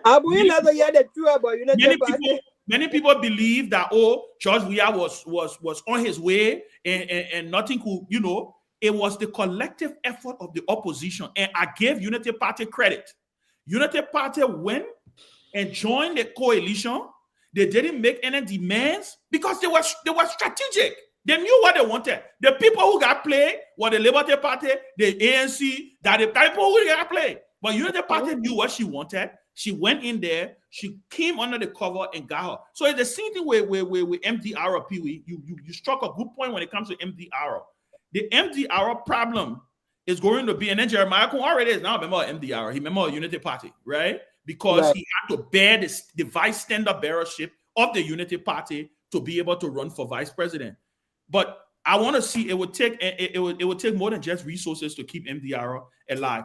My hope, maybe what they may do smartly, is that whoever may replace Prince Johnson, they may run that person on MDR. Now, I don't know if Unity Party is going to agree with that, because if they don't run that person on MDR and they run it as Unity Party, it even further advances the party's demise quicker than we can even imagine. But Pewee, go ahead and finish. Sorry, guys. Yes, no problem. Yeah, but Unity Party will be compared to you to that. The Nimba situation, the MDR, the person going to be placed on the MDR ticket. That is clear.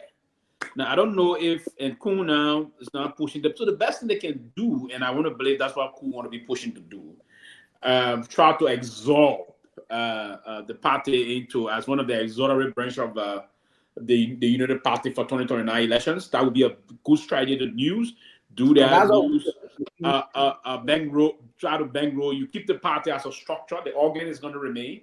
And then you start to bankroll the party, allow them to be active in Nimba, to uplift the Omen legacy and the rest of that. But you need to put some serious. If I was advising Kun, I was telling too many the last time. If I was advising him, listen, I was advising him, we played some public relation propaganda for him. Those are kind of the strategy he will have news. This is a pro bono, something I'm saying to him now. News that process, pump some money, serious money into the party. Don't scheme on them as you started scheming allegedly on the Omen. Pump money in the process, make the party to be very serious in the county.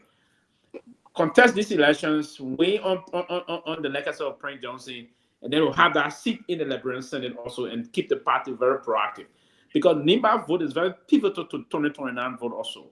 Now, if he doesn't play the card very well and penetrate that line, and so we are having to again re-strategize and recalibrate very efficiently. And that's something I'm anticipating going to happen.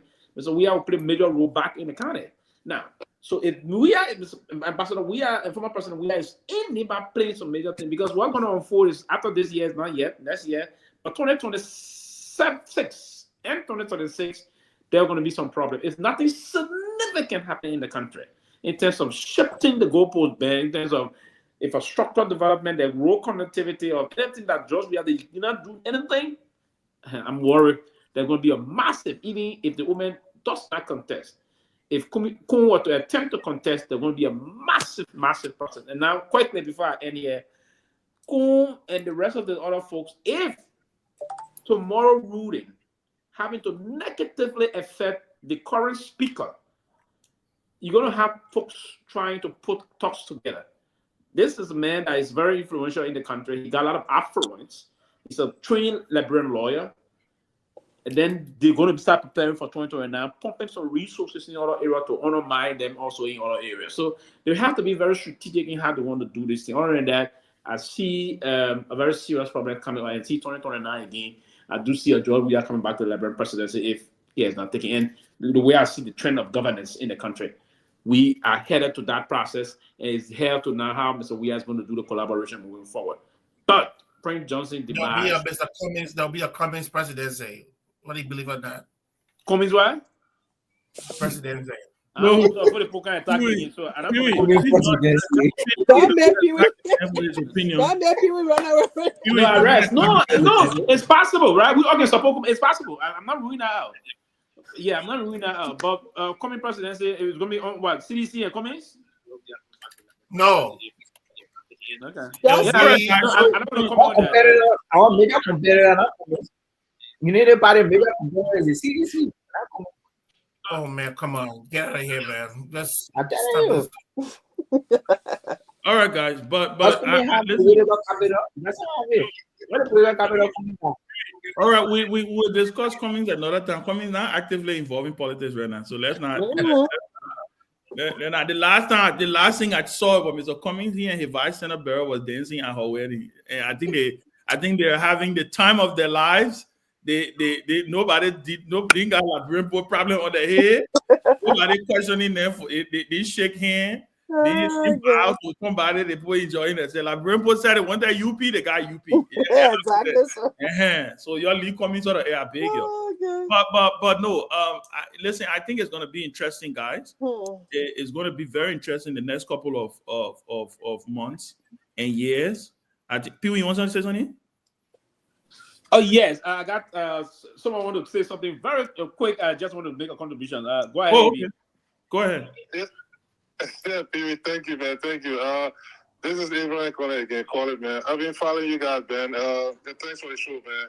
It's very enlightening. I know people are speculating all over the place, but listen, the reason why I kept trending early on, and I told you guys, just find the time to listen to King's FM program today. There are a lot of videos, voice messages that were played for Prince Johnson that will help the discussion here today. Prince Johnson was a completely frustrated man. Just on the 28th of this month, he told A.B. William on the phone conversation. A lot of his frustration. I listened to it. Oh wow! So Abby played those tapes today. Oh really? It's revealing. So you see, that's what I said. Maybe there are other tapes of Prince Johnson. I told you guys, so you're listening to that thing. It's revealing. But then Jeremiah Cole. I was getting in touch with Abby Williams. He went to Coon's office with a war crime the case. He said, Coon, what's going on? You know what Coon told him? Then Coon offered Prince Johnson $5,000 so I can give you $5,000 to find a lawyer. Really? In Prince Johnson's own voice, he stated that on the videos. So I'm telling you guys to listen to it. I'm telling you, Jeremiah Coon has no future in Africa. Jeremiah Coon told Prince Johnson that he gave $5,000 to find a lawyer with regards to the war crime tribunal. Prince Johnson even mentioned the $2 million rule. He said, "Look, and I'm fishing $5,000." Oh no, I gotta call Abby Williams. I heard that President Weah was on Abby Williams' show today. That's what I said. Go ahead, Abby. Go ahead. Yeah, Ben. So that's why I can't listen to you put just speculate on issues. Those videos are very damaging to Coon and the United Party government. But Abby, do you have the video? Well, we're gonna wait. I can get it from Abby Williams. I can get it from Abby Williams. Okay. I will get it from Abby Williams. We can discuss it tomorrow. We can discuss it in tomorrow. And then those revelations are there. He was not even quoting in his own voice. His last summer, Ben, Prince Johnson last summer in his church, he mentioned his frustration in his church. His last summer. So that's why I just wanted to throw that in. Find the time, listen to it.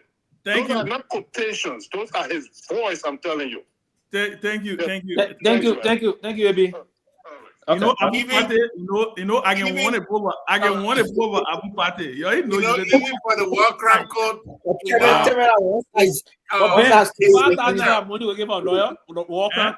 Can you imagine that? Million plus for lawyer fees. Somebody who made you vice president? No, but I just got I got information, right? They said that PYG already designated he had picked the we are running mate for 2029. Who are that? Well, the person will be announced. They said after the funeral, everything they will announce the person. The person will be reviewed.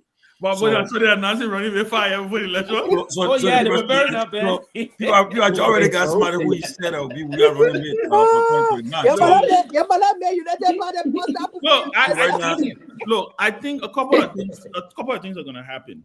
I believe. Look, my mindset is I think I know how Unity Party is going to run the country. The first 9-10 months have given us a clear indication of the kind of president Joseph Boakai is. He's the kind of president he is, right? Clearly, all of the things that were criticized, not speaking to the press, not having press conference. I think Joseph Boakai not have press conference. There's people who are criticizing. You know, all of those things that Tomalin used to be giving his friend Joe, we are hard time for. I used to tell you, I said, "Did y'all do it?" Ben, the president Ben Dominica. Okay, yeah, one press conference. Okay, one. Okay, so yeah, one press conference. Okay. Yeah, one press conference. Dominica to say what Dominica. Yeah, he did. He attended one of the press briefing, but I think it was for a particular topic. That for the robe, innit? It was for a particular topic, yes. Not for the robe. Yeah. President, we are president. So my thing is, I think at the end of the day, they had journalists already prepared with questions and other things. You know. One thing I know about the Liberian politics, you can start to taste it in the air. And Liberian voters, they can make up their mind years before election day. When they make up their mind years before election day, all the other thing you're doing, you're just playing defense, because they will put it in their mind that and I think the rescue government is treading on a dangerous slope. I don't think they're there yet. I'm not saying that the country has given up on the UP administration. I would not say that. I would not be that brazen to say that. But I just don't think they have a lot of time left. I think there's a lot of things that need to happen. I asked somebody the other day, I asked one of my friends from the Unity Party, maybe I can ask Abu on the show, show me one signature project that you have accomplished in 10 to 11 months. One. Just give me one. No, man, stop it. Just give me one. Right? No, the other machines. It's not. Yeah. So my thing is, those things are these things are telling. And you saw what happened to the CDC. The CDC lost the 2023 election in the first year of our administration. With all those protests, with the constant, and I think because George Weah was the first major social media president, they were not ready for the onslaught. They were not ready for the onslaught. I was under the assumption or the mindset that Unity Party, having been so effective in propaganda in the election, would have understood what it was going to take as far as information dissemination. But I guess if there's really nothing to report on, you really can't make it up. So my thing is, I think the Unity Party will have to recalibrate within the next year. They only have maybe till the half part of next year to be able to show some substantial things, or they may run into problems. And I'm telling you, you start to see little symptoms here and there. George, we are showing up at places, shutting places down. They talk on just you start. That is the same thing what happening with Boakai. And those are all who are not supporting Joe Boakai. We were living in denial. We're saying, oh, they meant to go. They meant to this. So that's what I see. Huh? I'm saying, well, the former president is heading to obviously, if you follow us, we follow. My man, but people, man, why you got a follow? Anyway, boy, you These are people that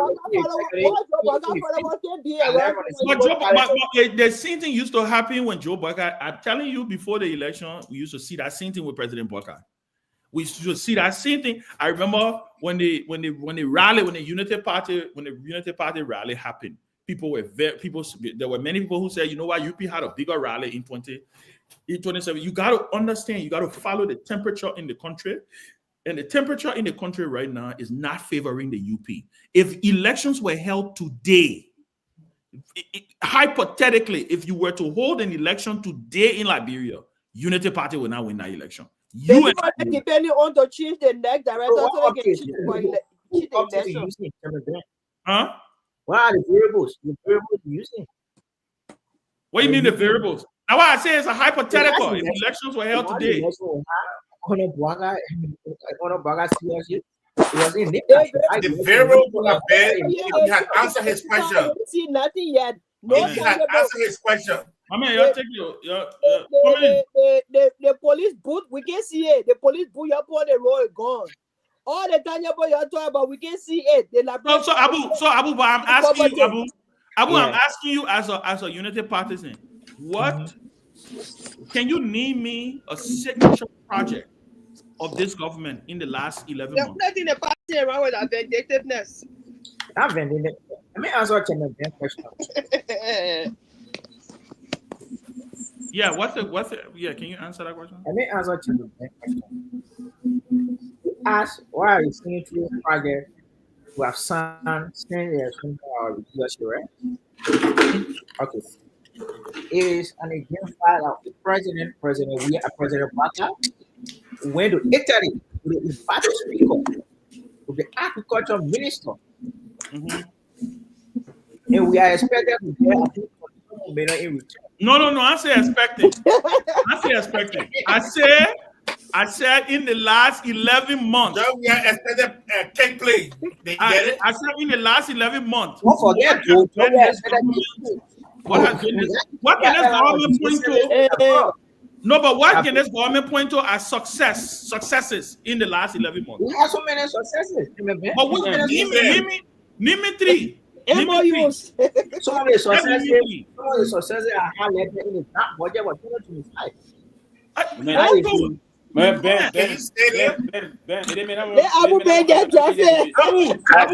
I want to chime in before the show and we are I will say it in the back. I'm going to give Abu one more chance. I'm asking you to name me three successes this government is in the last 11 months. I said something they're planning to do. There are multiplicities of success. Ben, you better recording out. No, but take one. He's specific. That point to, when I ask my friends and my collaborators from the CDC, they'll tell me, George, we are there, do community. I think I'm wrong. No, that's about the show. They can tell you when you ask them, they say, George, we are. No, but simply, just Ben, you don't even have to state George Weah's sausage. Just say. No, I'm trying to get him. I'm trying to get him an example. An example, right? But let me get an example. When they asked him, what did George Weah doing here first 6 months of a presidency? He said, he roofed all the homes in Gibraltar. He built Door Community Road. He started building marketplaces. He broke ground for the 14 military hospital. He started fixing feeder roads across the country. I mean, in the capital city. All of those things, they can catalog it. Can you catalog? So Ben, all of those things, right? If you were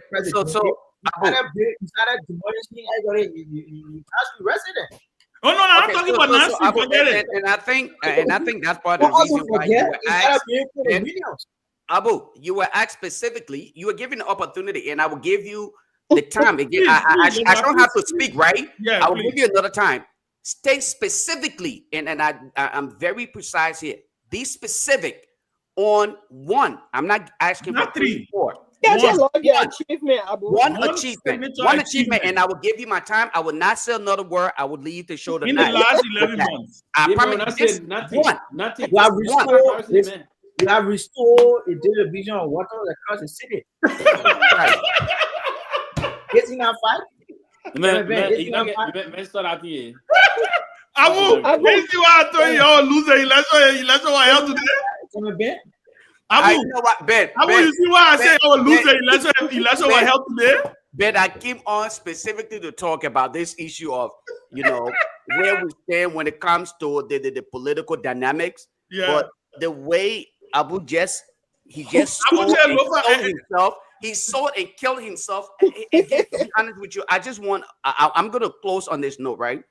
This is something that we did 2017 that got us in this predicament where the likes of Abu and other people can sit on a platform where they cannot identify a specific project that was accomplished in 11 months.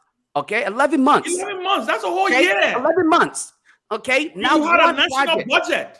Now one project they can actually highlight to say, yes, we achieved it, even though they had 6 years to sit and prepare themselves, and they claim to have been the most educated and experienced. Okay, people. But they cannot come out on the platform. I can bet you any well-prepared individual, okay, like the Alexander Cummings, Kehleboe Gongloe, or probably Clarence Moneyba, they probably would have been able to tell you something far better. And Alexander Cummings would have had an opportunity to tell you, okay, I accomplished these things here, okay, in less than a year, in 6 months. He would say something like, I have identified the idea of restoring that unity.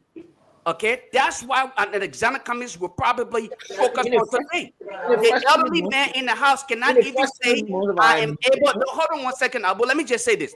I will give you this opportunity. The elderly man in the house who is so culturally oriented, okay, and believe that he grew up and know the people, could even unite the country, and he's struggling.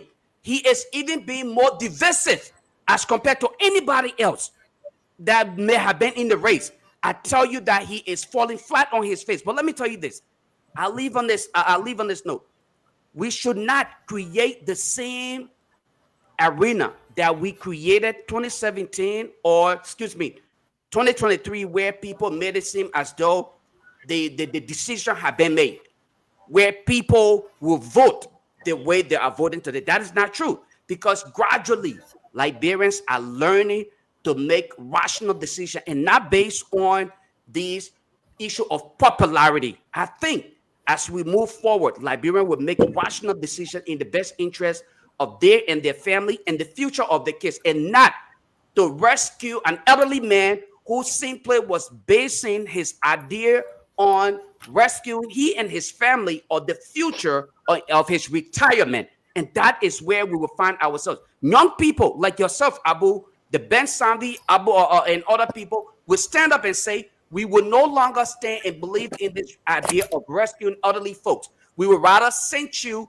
to retire, and we will pay your retirement time, and we will rescue the future of people to come. And we will not buy these political shenanigans that people continue to spew around here. So no, the line is drawn. Liberia will make the rational decisions, and they will elect the president that is more competent, and not the president that is popular based on people's perspective. Instead, they will now consider the idea of moving Liberia forward, and not simply politics or party trick as one would want to consider it. So no, we are not done yet. We are still. You believe what you're saying? Liberia will vote on.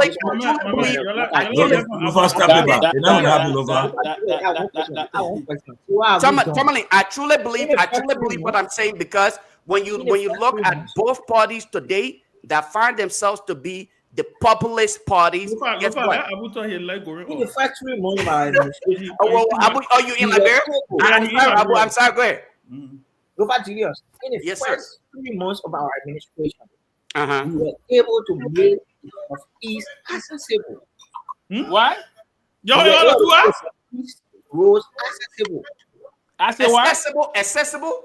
They want to make the southeast roads accessible. Exactly. That's what we did. Which country? But you see, he is reading for something. He reading a piece of paper, and the people that clear. Don't record it, man. We were able to Only there. Yeah, man, we're going. If you made the southeastern road accessible, right? Okay, so in other words, what you're simply telling us is, do you really want to do this? All right, guys.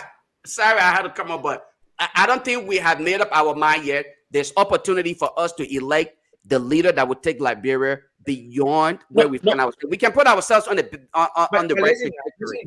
I'm very hopeful. Honest, most of us know. Abu, 1 minute. Abu, 1 minute. You're coming in just now. Honest, you know, Abu. If you came to do this for the Unity Party, I will urge you to discontinue immediately after this show because you are no. Yes, what I said. I'm not on a serious note. We gave you the opportunity to come and sell the process. You came on this platform as a boss to do a representation of your political institution. You came on and said in 11 months, Abu. I expected you to say something. You say something. And you went to the process. You said the budget. What in that budget that is striking to poverty reduction? What in that budget that is more pivotal towards major development? Say those things to the public to hear you. When you saying things that is not feasible, things like the accessibility of that road is not even pliable. That road is not pliable. The people have been stuck. You just said before you start your conversation. To go to Maryland County, the county of our in-laws, or my in-laws, it will take you 10 days to hit Harper or go to Peabody. I mean, for Harper to Peabody now is paved anyway. But from Monrovia to that side, to go to you gotta pass articles now. You gotta pass articles. To go to my county, Lofa, where the president himself is from.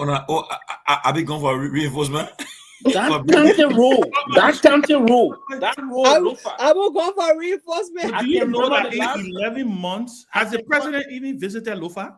I can remember. Not yet. I can remember the last time I drove on that road. 75 to 80 miles per hour from Banga to Sarai district.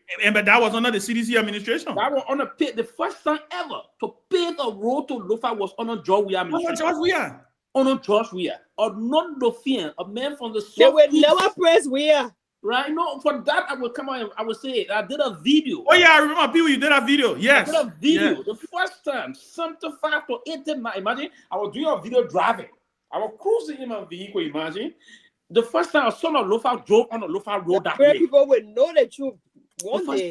They will and never then you come and sit here. Well, the message, one of the projects with my man Mo Ali, I come and text Mo Ali. Mo Ali provided water to the no. And again, like I said, this is the problem the Unity Party is going to have. Stop that, man. If Unity Party is going to have this problem of, because time is not waiting for them. And you know why I believe, and what's even more pressing, Sarah, is the United Party don't even have the kind of opposition that CDC was dealing with in your first year. Exactly. The kind of opposition that CDC was dealing with in your first year, United Party has not even gone through 10%. 10% of that kind of dissent. No. I remember students demonstrating and sitting in front of George Weah convoy. Yes. I remember June 7, 16 billion. George Weah, even though George Weah went on the campus of the University of Liberia and declared free tuition. Yeah. The people were saying, George Weah, I'm not go to the University of Liberia. Mm-hmm. And so when you sit and you think, I mean, you take stock of all of this, it's unfortunate. This is what makes it difficult and dangerous for you. You see, let me be my last thought for the other guys who come in. It's the same problem. And me and Tommy had a conversation just the other day. We were laughing, right? We all used to make fun of Donald Trump. Oh, the men are crazy men. Oh, the men are this. Oh, the men are that. But I listened to an analysis the other day about why Trump won. And I think it was one of the most balanced analysis I ever got. The fact that the Democratic Party was trying, right? To what Abu showing you 2 on the show? What? How are you United Party? What are you trying to do here? Somebody say, man, 2000 or 2000 show. Abu, how are your body? Your body, you were trying to. They want double. They want double. They want double you. They want double you. So no, but let me say this, right? One of the things that was said, right, was that the Democrats. And Tommy, you remember that? I think I brought it. The Democrats were trying to scare the American people about Trump. To pin Trump as when he become president, democracy would die. It would be Armageddon. But you know what the guy said? The guy said the myth and the mystique and the counter to that was that Trump had already been president. Trump had already been president. Americans saw Trump as president before. Yes, they will wake up with his crazy tweets. Yes, they will wake up with all his things he will do. They got to, it became normal, right? But guess what? The economy was booming. Grocery prices were low. The only thing that killed him was COVID. His management of COVID. So when the people rally around Joe Biden because of the COVID thing and voted Trump out, but then when Joe Biden then came into power, they did some good things, right? But they couldn't articulate that good thing, those good things that they were doing, because guess what? The economy they were benefiting from that Obama economy that Trump, so they were not able to communicate it effectively. That's why they lost the way they did. That is the threat that the Unity Party is faced with. Your attempt to, because if you notice, and that's something I think Lofa can always talk about. If you notice the Unity Party, everything by the time they open their mouth, they call George Weah. Oh, they say, y'all brought Ethiopian era. Oh, but y'all brought cake plane. Oh, they said, oh, but y'all did this. Oh, and Joe Weah Joe Weah, I come in 1 second, Abu. Joe Weah stayed 40 days out of the country. But guess what? Liberians have seen a George Weah presidency. They've seen one. The guy used to the fact that George Weah, you say, oh, he let go into work. The guy used to it. The guy used to the fact that, yeah, the men let go practice. But when they sit back and they look, when you ask the fundamental question today in Liberia, are you better off than you were 11 months ago? The answer is no. The answer is no. So the threat, all I'm trying to say to my brother Abu is maybe you need to work on how you guys communicate. That is if you have Ben, I'm sorry, I'm gonna have to interrupt you here shortly and share this footage here, right? How is it that you expect, how is it that you expect Abu to effectively communicate when these are the kind of things that Mo Ali and other people are sharing with these young men to use as celebration? Look, this is a success story. Mo posted it on his page. Seriously, this is what Mo posted on his page as some kind of success story. And if you go through it, I have so many of these. First of all, endangering the lives of innocent people. Look at that nonsense. But Mo would post this and then pay these young people. Okay, I'm not stating that my brother Abu is one of those, but they will pay these young people to get on local radios and say, yeah, tell the people that they are suspects. How is it that you consider such a thing? 2 days ago, Mo posted that. And you see why the brother is here telling you that one of their success story is cleared or clean drinking water? Hey, man. Abu, let me ask you a question. What year are we? What year is this? What year is it? 2024. That question was from my brother. What year is it? We are a country. I think it's doing you injustice. Okay, so you know why and I hear people make this lazy argument that you live in a third world country. You know why you live in a third world country? Because my brother Abu, the reason why you are considered a third world country is because of the way you think. Man is considered smart based on his performance and his way of thinking. Okay, if you consider yourself smart, but you are thinking less than a smart person, then you're not smart. Okay? So this is the case where you are supposed to make the case so that you are seen as either that first world country or that second world country. Instead, you want to consider yourself a third world country. But remember, the precedent you sold to the Liberian people had 40 some more years of experience that he is to show, and he was given the opportunity. Unfortunately, he's actually putting us in the wrong direction. So again, it's sad to see that you guys are celebrating this, and that's why I share that image. It's sad. It's sad. Well, let me ask a question, right? Let me play devil advocate. When you talk to the UP people, right? You talk to them, they say what are the first year? They said that in the next year, 2025, 2026, we'll see a lot of fundamental changes in the country. They're saying that they're gonna the Southeast road will be paved. They're saying that they will have investment coming from China. They say, in fact, Liberia is not going to focus on one place. Now they're going to take support from everywhere now. Because now my question is, in the next 3 to 4 years, you think if things change, if they really what they are saying, if they follow through of these things, and things change for the better, you think it will affect they will give them a chance to still win election in 2029? Because I believe that Baga will still want to run. I believe he will still want to run. He's not going to get the race. He will run. You know, the commentator he say when he talking now, he don't talk about say I'm not running. He's not saying anymore. He just say I want to go for one term, but right now you're not hearing from him. So I believe he will still run. But you think if things change for them, you think they will be able to make a strong comeback for the 2029? Let me come in. Yeah. Let me come in. You see, that's the reason why people branded platform as an opposition. But I don't share that. Very good. Thank you. That's enough. Very good. There are folks on the platform that are objective. Somebody say, what should I mention? The sources of who I want to see. Unless the administration, the people both we're not getting water. Let's say, who has to water? This president, assuming he's going to be as president, what did he do? The predecessor did not declare as an important. This president did it. The president was his minister of various military agencies to declare that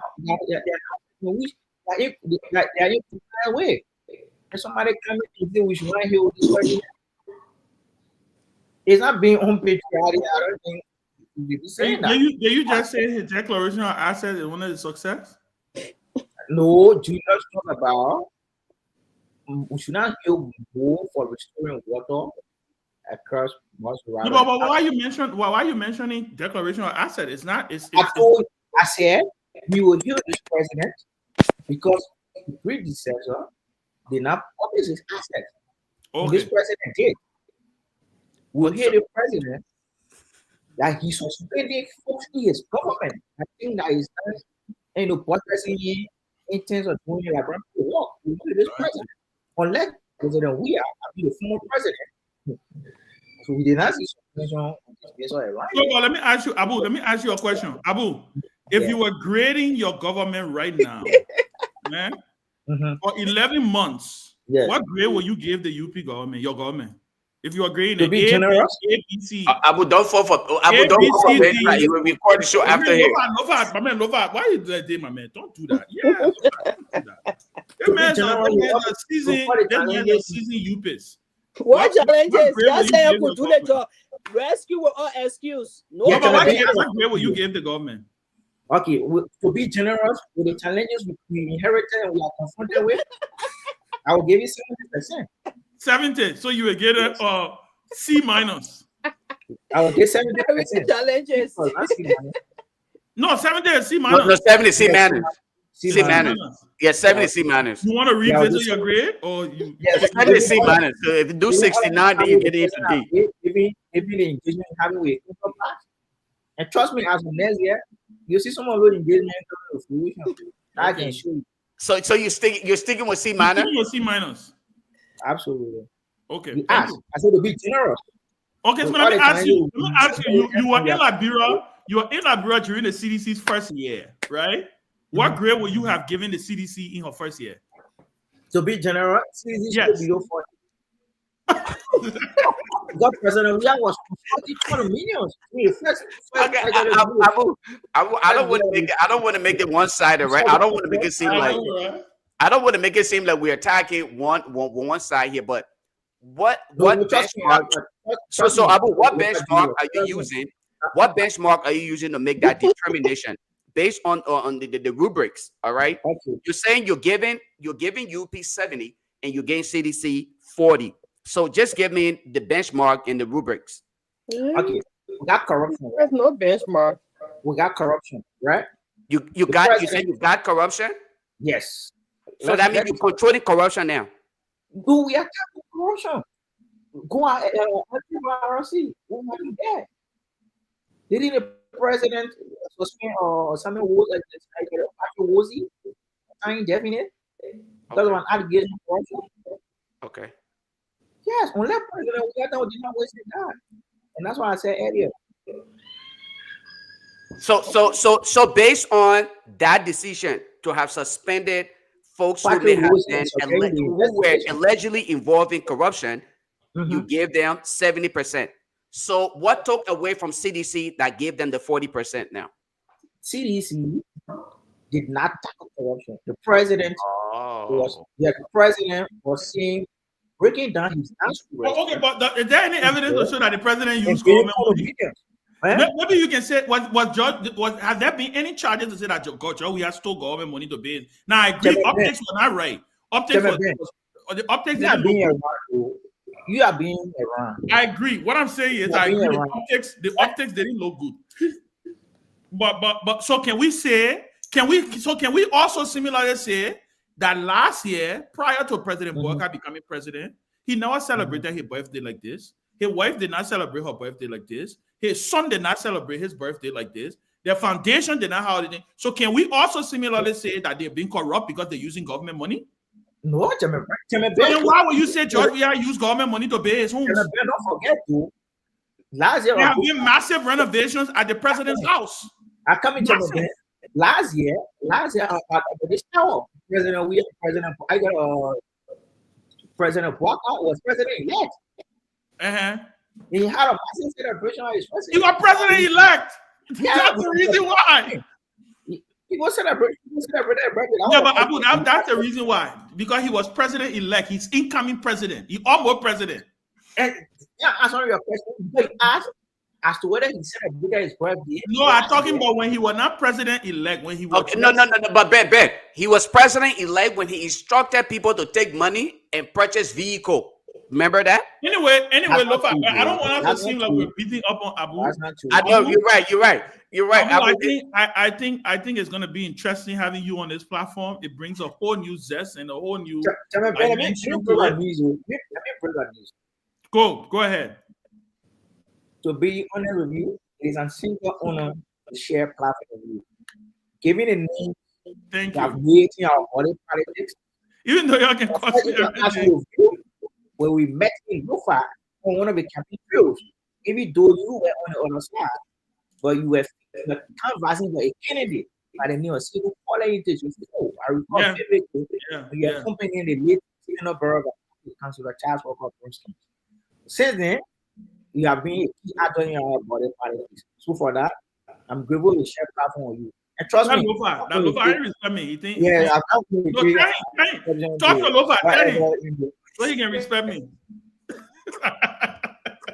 No, but listen, Abu, we welcome you on the platform. I think there is this myth out there that that we let Unity Party people trust me. Well, don't reach out to me at 20. Yeah, I got a comment. No, you should come more and let's interact. Trust me. Oh, are they? But they are. This will tell us. The commenters are more ANC folks. I'm seeing it. No, but we need more of us UP folks to come on. More of us UP folks to come on and comment too. So let's go and regroup. Call Vandela Patrick and Vandela Patrick going to regroup. Take on your way back. But guys, it was a fascinating conversation. I think we're headed for some interesting times in our country. I really want to listen to the A.B. Williams tapes with Prince Johnson. I also hear President Weah was on. I think you were talking about President Weah being on. No, he was on. If you, I think we should end the show with it, Ben. For real. Yeah. Do you have it? Do you have it? I do. I have it. I have it. Okay. It's kind of. But in my parting comments, let me say this though. First of all, a lot of interesting things will happen. We're looking at the Supreme Court case tomorrow. They're ruling tomorrow. Come down to it. Listen, has there been a designation that they're doing it tomorrow? Because they're supposed that information we'll get it. But I want to say this though. They will send out a citation in the morning. Talking to some people in from both sides, they said that this Prince Johnson death it has an effect on that whole thing, having an impasse too right now at the house, and that's something that people should be mindful of. And I believe people are now saying they're tired going through all that stuff they're going through now. They were tired now. The Supreme Court just gave a ruling, an opinion, so that they can move on with the people's business. But it'll be a lot of interesting things will happen. And but on this sad note, I want to also say that I want to extend my condolences to the Huff family. We lost a very good friend of ours. I think Ben, remember last year, Adrian, we were together. And when he came in the office there with us, you, Kev, myself, yes, I remember. The former president, we're all together. Yeah. Adrian was a guy who would make you laugh. Whenever he's around, he'll be on the music, playing the DJ role, and I think I heard that the former president really. I heard he broke down in tears yesterday upon hearing about Adrian's death. They were very close, and they were very, very close. One of his good buddies, indeed. And Adrian passing is a lot. I mean, I just want to wish extend my condolences to the family. Yeah, you're deputy to LPRC. Yeah, he was deputy for operations. Yeah, and I just want to say that our thoughts and prayers with them. And also, if you remember one former player for Barrow, he died in Spain, Thomas Barkley. Thomas Barkley, he died over the weekend too. That's another sad news, but want to say our condolences to all the bereaved families. A lot of folks, man, a lot of folks. We just continue to pray for and check on each other and watch your health, guys. You pass that 40-year mark, take care of your health, man. Make sure you checking your doctor, you calling and going for checkup. It's important though. That thing they call high attacks a silent killer. And the good thing about this country, America, they don't remind you. They'll tell you, say you due for this, you due for that. They'll call you. They'll say you due for your eye, you due for your this and that. But unfortunately, our friends in Liberia, most of them, they don't have the opportunity where doctor will call them and remind them about the appointment. But let us just pray for our countries and the health system.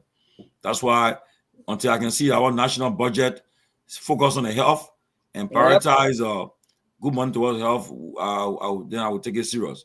But Abu, just before I end though, our health minister, I hear a lot of story about her. We're checking on her. But we proceed though. We're checking on our health minister. I hear a lot of stuff she's doing there and affecting our health workers there. But we're gonna get on later very soon. We investigate it with deeper. So you guys want me to play the play.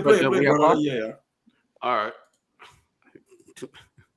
Sorry guys, I had to share the actual video, so that just to give credit to the clip. There's that the clip. He avoided because his appearance down there yesterday, it caused scene. It took away and something he had gone there for everyone is mourning, but it all ended up with handshake. Did he expect that it was happening that way? Let me just try him. God, boy, me, and I think he's on. Let me see. Your way. Hello, how you doing? Hello, Chief. Yeah, hello. Hey, Mr. President, sorry for disturbing you this kind of time. Yeah, because sorry. What's up? How's everything, boss? Yeah, I'm okay. Yeah, great. Yeah, from your tour, I know you're not too. What do you call? Sorry, Chief. I just want to ask you. Yesterday, was it yesterday on Sunday? Yeah, yesterday you had visited and the late Prince Johnson's family to identify with them and sympathize with them, and other officials were there as well.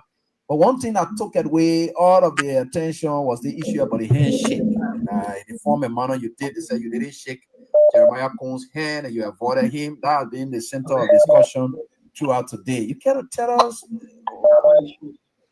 how you feel about it? Like what happened? Well, first of all, I'm not responsible for people that hold in the war. Okay. So I gave Kun the greater respect by putting my hand on my heart and bowing down to him. Okay. That's the most respect I can give him as a vice president. So if people want to politicize what I did, then they can look at my activities around the world. Even presidents, I reached to them, I put my hand in my chest and bow down to them. It's a sign of respect. Okay. So there's nothing against Kun. Kun is my little brother. He's my son. Kun knows me very well. We came for a far way. I would never disrespect people like that. You see, Madam Sirleaf, former president, was there. Mm-hmm. Did I shake Ellen's hand? No, I hugged Ellen. It's a sign of respect. So you see me, I don't play politics. But I think Kun should be responsible for all what is going on. But now he should be making statements that look, all the time, Kun, either I put my hand in my chest and rub my stomach, if he doesn't understand the respect that, then it's left with him, and so the person I was talking about, Prince Johnson, we all respect Prince Johnson. Remember I was the leader for our parliament in the ECOWAS. Okay. Prince, we all work together. I respect him. And Prince Johnson married to my cousins, from my cousin from Sasna, the Sasna woman. I want to go speak to her. Definitely, I want to go there because he have a family person with him, and he's my friend. Despite his political or decision that he took, I still respect him as a person. So I got there yesterday. What Kun should be telling people no. He wants to come to me and hug me because he's my little brother. Okay. I'm the former president of the Republic of Liberia.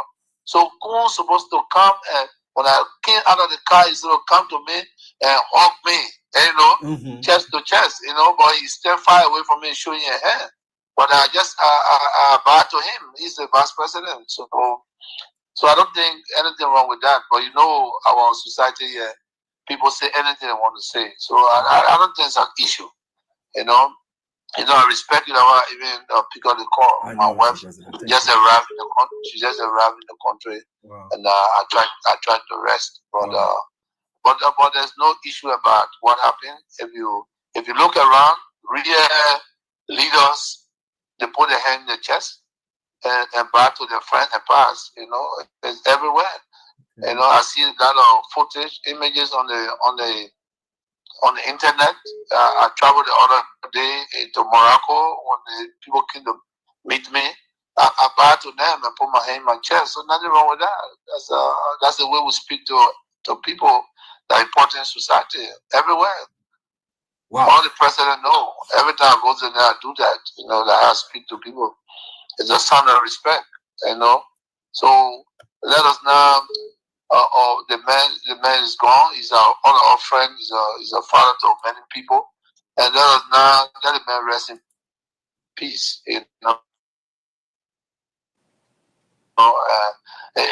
they really love Prince Johnson and have value for Prince Johnson, do not even give Togar the chance to be MC at his funeral, as a funeral. On radio, he was insulting Prince Johnson. Prince Johnson is a criminal, he's a rebel because President did not support him to be senator. It's the same Togar they put there, he ushering people. There's no respect. So if we really respect the old man, Togar is not supposed to be there as an usher or MC. These are the things they have to look at. So they're respecting the man. How can Togar be the one that insulted the man because Prince Johnson was not or supporting him as a senator, and today he's the MC for the man. They put take things serious here. They're not looking at the real issue.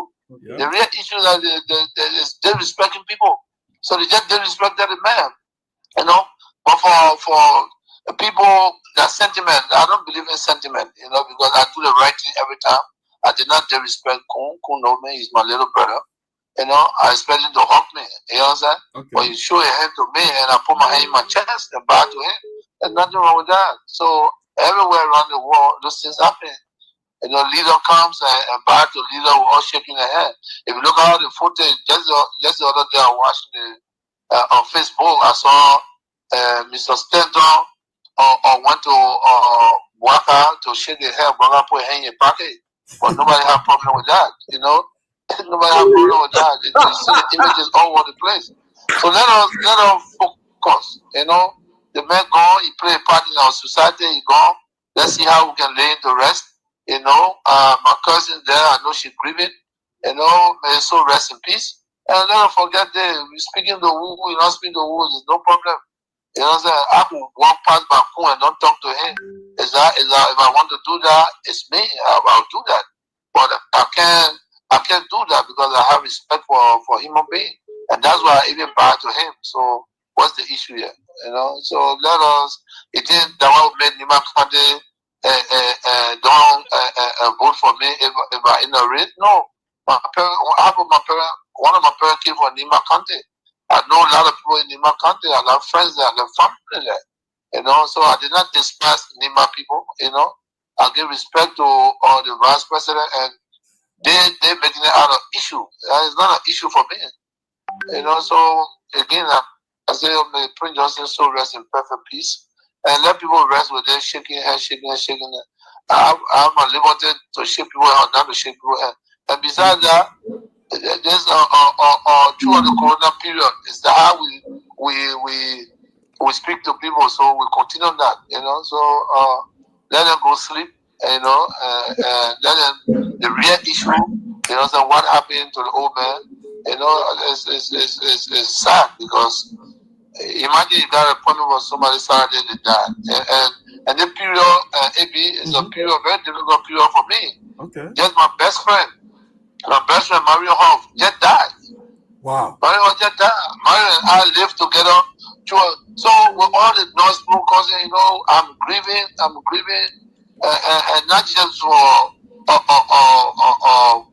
Prince Johnson, but Mario myself live together. You read my children. We ate in the same bowl. Mario, just the other day, we buried a brother, and a week after, Mario is dead. So there are a lot of things going on. People don't understand what's going on with people. They want to provoke people every day, but I don't want to get into provocation. You understand? Okay. I'm sad because my best friend Mario Hoff is gone. Oh, he's not here no more. You know, so to the Dima people, like I said again, Prince Joseph is an important figure in our society, and he's gone. I think all need to pay a homage the way we want to. You know, so, and the reason I want that again, the girl from Sastan, she's a cousin, and we got to make sure that she is in peace, and we have to pay respect to her so she can feed her people also around her.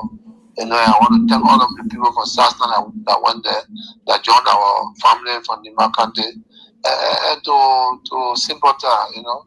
So I want to sympathize. They're not going to shake anybody's hand. Wow. And you did say something in passing. The late senator had planned a meeting for Saturday. Oh, okay. Well, yeah. A special aid, the girl called me for the meeting on Saturday, and unfortunately, Prince Johnson is no more. May so rest in peace. You know, I wanted to confirm the meeting. I tested Prince Johnson. Prince Johnson tested me back that he's in an area where his telephone, he doesn't have access to a direct call. When you get back, your family, so we can talk. But I still have that message. But it's sad, you know. So all the news when they get coming back, you know, before they get coming, or Snow comes say, you hear what I'm hearing, I say, well, is this Senator Johnson died? So I wanted to authenticate what he told me. Okay. I called the girl that what I'm hearing, and the girl started to cry that over. You know, our meeting will not be no more. You know, we should have done it before. But the old man died, we were together, he went to sleep, he didn't wake up. And then I said to her, may so rest in peace, my sympathy. And then I just found a right time to go. Two different stories. Two different stories. Let me say something quick, Lofa. Great interview, though. Give President we are credit. Look, what we did, honestly, if I was Jeremiah Kuna, I would say, look, nothing. Yeah, but that's what I said. I said, if I was Jeremiah Kuna, I said, look, right now, the president said he did nothing wrong. Because the man said, but why are you putting the picture up? Because President we said, look, he said, I'm an elder brother. I went there, man, so I can't hug me. That's what I said earlier. Instead of giving me and I hope Pewee after listening. Who be causing a woman? Yeah, you know, Togar. Yeah, no, I want Pewee at least after listening to the president. Now you got an understanding. You got an understanding why they meant what he said. And like I'm team. He was not trying to be rude to Kun. No. Togar had no business going show a hand under to that man. No business whatsoever. Yeah, listen. The fact that they hold the man, that's why when leaders exactly the way President we are there, we the surrogates can be more animated. Thank you. Right, and then to do things to get to course correct and move on. We all say things. Listen, the president was very clear just on what he said. And that particularly he expected the vice president to move. So the vice president actually extended him, but the president should have, in terms of protocol, he's the former president of the country, he should have extended. And his small brother. Yeah, you know I understand it initially. With the justification, I take back my first comment. Thank you very much. Thank you very much. You see, you are neo-progressive. My question would have been, though, initially you said President Weah was wrong. Based on his actions, but he's not talking back. And talking back. And again, Ben, part of the justification also, I was just reading a book today about public hurt. Right? Are you listening? The president justified again why he didn't do that. He mentioned public hurt. Yes, it's very pivotal. So I take back my comment into time. No, listen. And one thing we can say about George Weah. Right? As a political pundit, one thing we can say about President Weah, right? If President Weah won't speak to you, trust me, those are all that know him. You people, you know George Weah. If George Weah won't speak to, first of all, he would not. If he had any win that Kun would have been down there, he would not have gone down there when Kun was there. That's one thing about him. He people can say, oh, it's a negative, right? Well, when he won't talk to you, he will not talk to you. So VP Kun, when you see the president at the funeral, hug the man. You know what I said? But you heard me from the beginning when I said the man said they come a long way. I mean, you know how close when if I would do, we all learned that people practically grew up together. I didn't get the picture, and that's why I said I took it. But honestly, what the president the person who had no business standing over there acting like Osho, that Togar. Leave Togar alone. Leave Togar alone. You can't have no Togar all night. Let him bro alone. You got to show your hair. You see the vet with your hair like that. Then you show your hair. Don't watch your hair. You know what a problem. I'm out of here, brother. You full of. But what's about the other video now? What they say? He mentioned about certain things that Prince Johnson said before his death. No. We'll play that tomorrow. We'll find it. That's for tomorrow. On the show now. Hopefully, we can play that tomorrow. But Lofa, thank you for this. This was important. Yeah, thank you, man. Nice. This was important because again, like I didn't listen to the interview. You see. And that is what I kept saying. I call Lofa, then I told Lofa, you got to play that thing. I said, yeah, this was very important because. But when you listen to it first, I have seen President Weah greet other presidents. I didn't make it the same way. I didn't take it back. Be careful now. I can take it back. Be careful. Be careful now. No, Tommy, I want real money was coming out when you were talking about. Yeah, you know the real money. Ain't that a real money?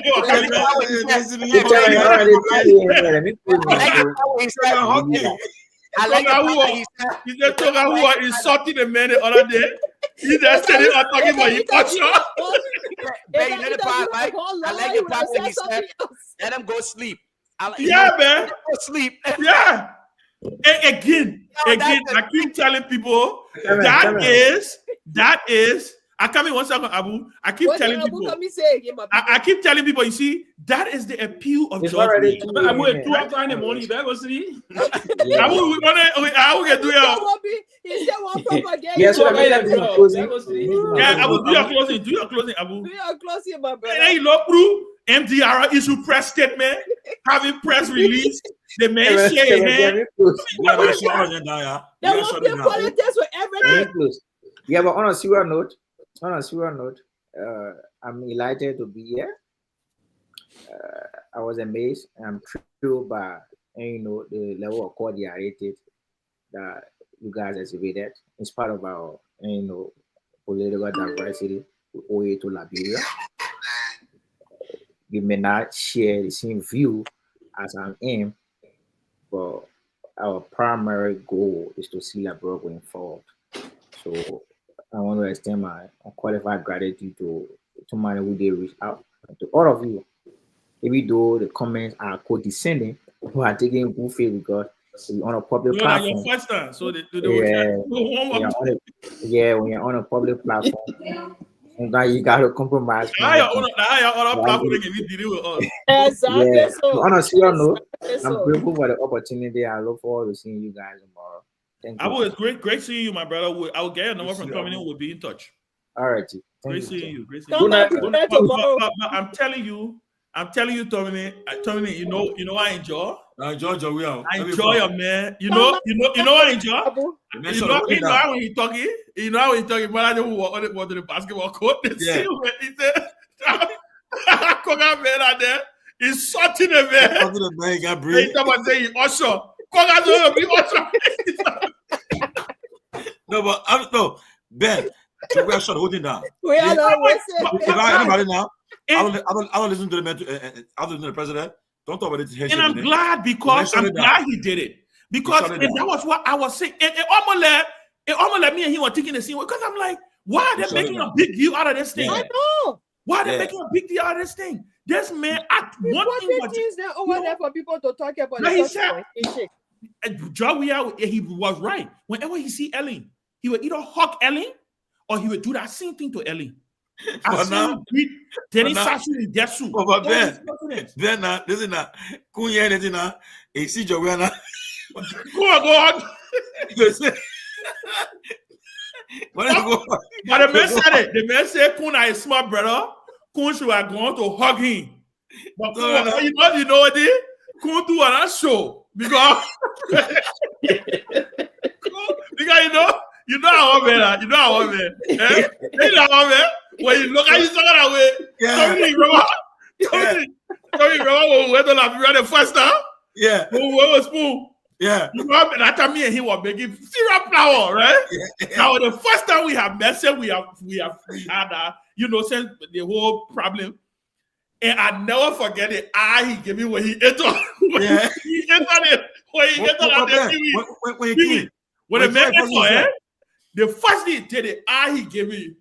I just told myself, I said, you know what it is? It's either going to be a rocket conversation or I will just stay there. So we said it now, but true to his nature, he got it out of his chest. Oh, yeah. He addressed me right there. I told him, I said, Mr. President, it is past. It is what it is. I have my issue. He said, yeah, but Ben said, I said, what Ben said? Ben said, he said, I don't know what to do. I mean, now. Even told me, yes. What to do, man? You see my game. That's the kind of person he is. That's the kind of person he is. That's why I keep telling people, the men didn't want to speed of Kun. John, we are new. You think the men didn't have advanced team to that place to say Kun would be there? He didn't want to speak to Kun or be better with Kun. He advanced him where I told him, Mr. President Kun, he would say, let that man leave first before I go there.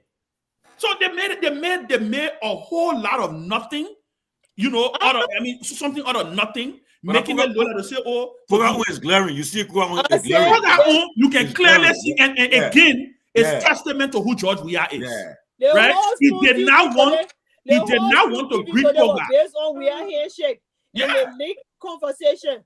But Sarah, if I were them, listen to what Weah said. Weah shut the whole thing down. The man shut it down. Yeah, that shut I the whole said thing the down. whole Spoon TV was based on where I mean, they shut it down. Making shut it down. Let me frank. About handshake and all the men disrespected the vice president. You know what I told somebody? I said, do you know the meaning of somebody putting their hand on their chest and bowing?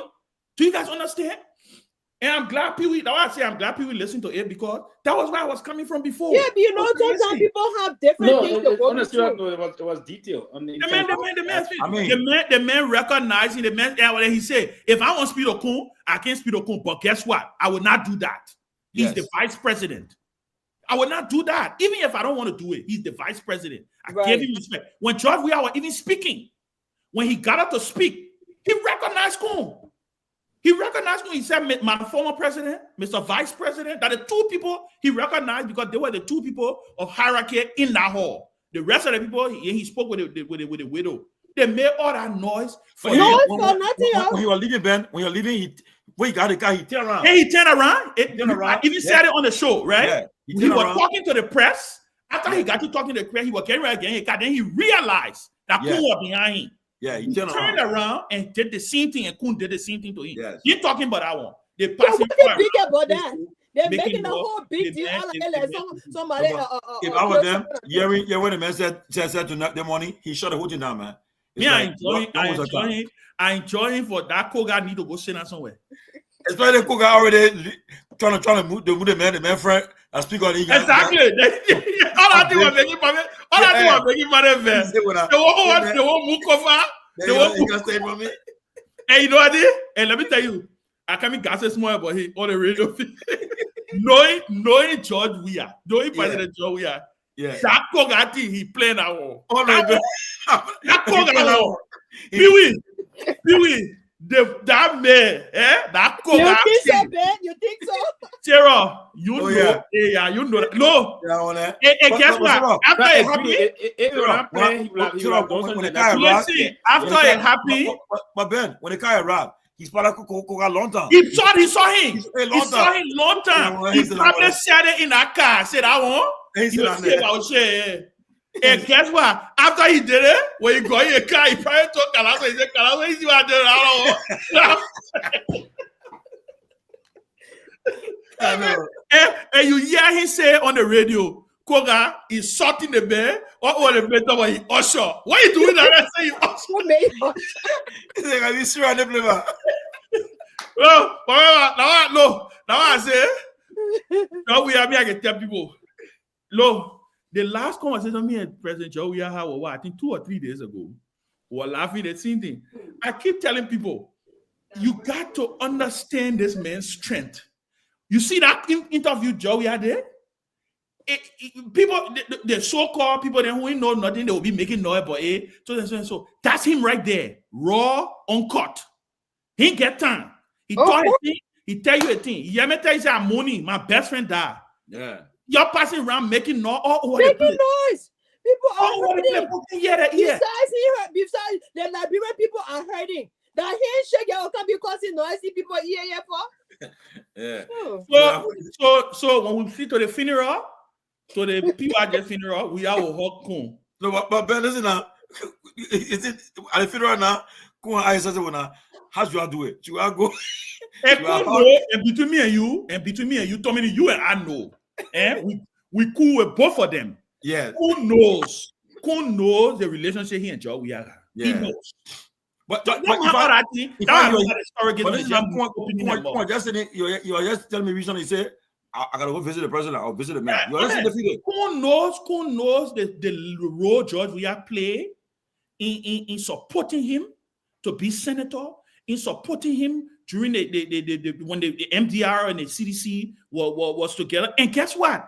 To the detriment of some of the CDC collaborators. The MPP was not happy with the kind of relationship the CDC had with MDR. Let's be frank. Let's be frank. So you expect people, you know that only in Liberia they do that foolishness. You cost somebody, you do all kind of things, then in the end, so that's just politics we're doing that thing for. That's just politics. You know, so look, I'm excited. I'm glad he cleared the air. I'm intended to when I saw that video because the George Weah that I know, he didn't want to speak to Kun.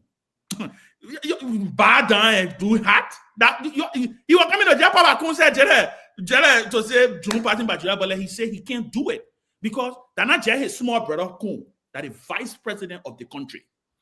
That is vice president of the country. After he spoke with the man, you saw him bow down. They walked together.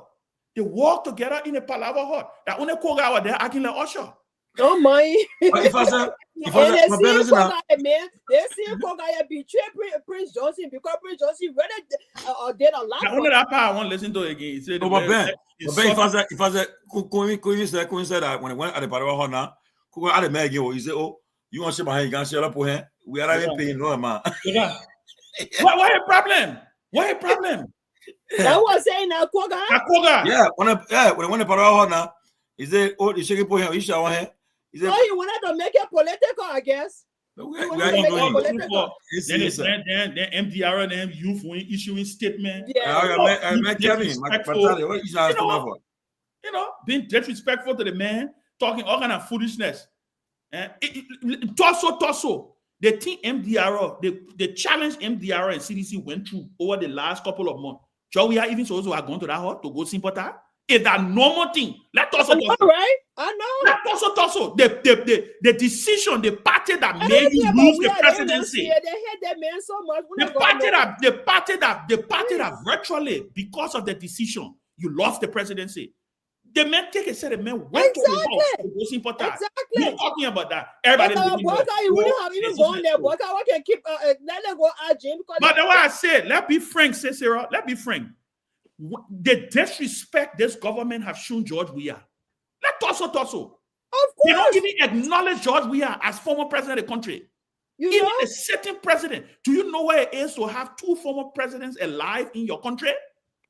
You know what? They're sitting on there on Spoon TV talking about when the president was in the air, he was supposed to apply for permit before he plane there. Our former president? Imagine for me, I keep saying it. President Bokar has to play. You know, Jimmy Carter said something to Charles Taylor when Charles Taylor won the election in 1997. There was all this fear that Taylor was coming. When Taylor won, he was going to start going after, Jimmy Carter said to him, Mr. President, they're doing the country, any group are doing all that. Jimmy Carter said, he said, Mr. President-elect, accept victory with magnanimity. Exactly. Accept victory with magnanimity. When you win a close election, look, I expected for Joe Bokar and George Weah to send a powerful message to the country. Imagine the image. Imagine that image of Weah. Why is Weah and Ellen getting along? Why? You imagine that image. But Ben, when Bokar when he didn't win election 2017, he called Weah, he gave speech. But exactly. I was there. And then when we are calling him, yeah, Sarah. When we made that call. He insisted we have to. In fact, there were people who said he shouldn't call. Yeah, remember when you try calling and Eugene couldn't stop. He said he told the VP say Papa call him. He said when the VP call, and we say put the phone. You know what I said? You remember after the call what I said? I even said wow. I said I recorded this phone conversation. Yes. Yeah. I mean, he called on his very gracious. He made a call. Very gracious. And but not expecting the call. You're right. The president of the country, you deny VIP to VIP loan. Simple, stupid thing. Yes. Can you imagine? That man who was there for you when you were sick, flew you out of the country. All the is there for you. After Joe Bokar lost the election, George Weah got in his car, drove to his house. Yes. Drove to his house. After he lost the election, carried him a gift. His wife. They gained 2 cars. Come on. Anything they try to do to President Weah, will see them for themselves. The wickedness they want to do to this man, they will not succeed. Anything they play against you can say anything about George Weah, and that's why saying over and over. They will fail. There are certain things you will never say about George Weah. They are behind him with wickedness. There are certain things you will never say about George Weah. George Weah has not killed a fly in Liberia. He has not contributed to the destruction of the country. He has not done that. In fact, he has elevated, consistently proven to have elevated the cause for peace in the country. Yes. I cannot man you yes, from the day he was disagree with his policies, you can disagree with how he ran the country. You're free to do all of that. But there's notion that bringing a whole lot of division in the country. What other? It's not helping the country. Division is not helping the country. But I'm glad that he did that interview. Oh yeah, I mean, explains it. No, but on all look, that interview with ABJ Money, it shut the whole issue down. They debate. They might call it. I'm surprised that even talking about it. The man shut it down. I know this TV was saying now because I said they had a whole show today on this. Oh really? Oh yes. Wow. Well, he had a man petty. He done the worst thing. They had to say, but just people for me, people are entitled to their opinions. The only thing I would say, and like I said earlier, and I'm glad I'm glad that people listen to it, because where I was coming from, I wasn't coming from the fact that if President Weah had disrespected or snubbed Coon, I would be the first to say, I said the president missed this one. He was wrong. He was wrong on this. But I saw George Weah's. I saw it in his face. I could, if you know him, you will know. That's why I said maybe I was speaking from a position of strength because I know him, right? If President Weah did not want to be courteous and gracious to Coon, he would not have done what he did. He would never have done what he did, And like he said, he expected him to come to hug him as his brother, as his big brother, yeah.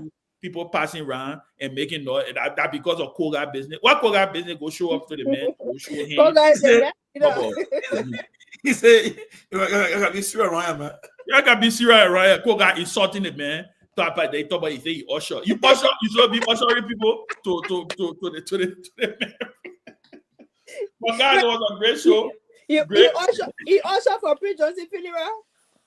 Great show, guy. Great show. I got a room, man. Almost 10 o'clock. Yeah, good night. Thank you. All right. Me too.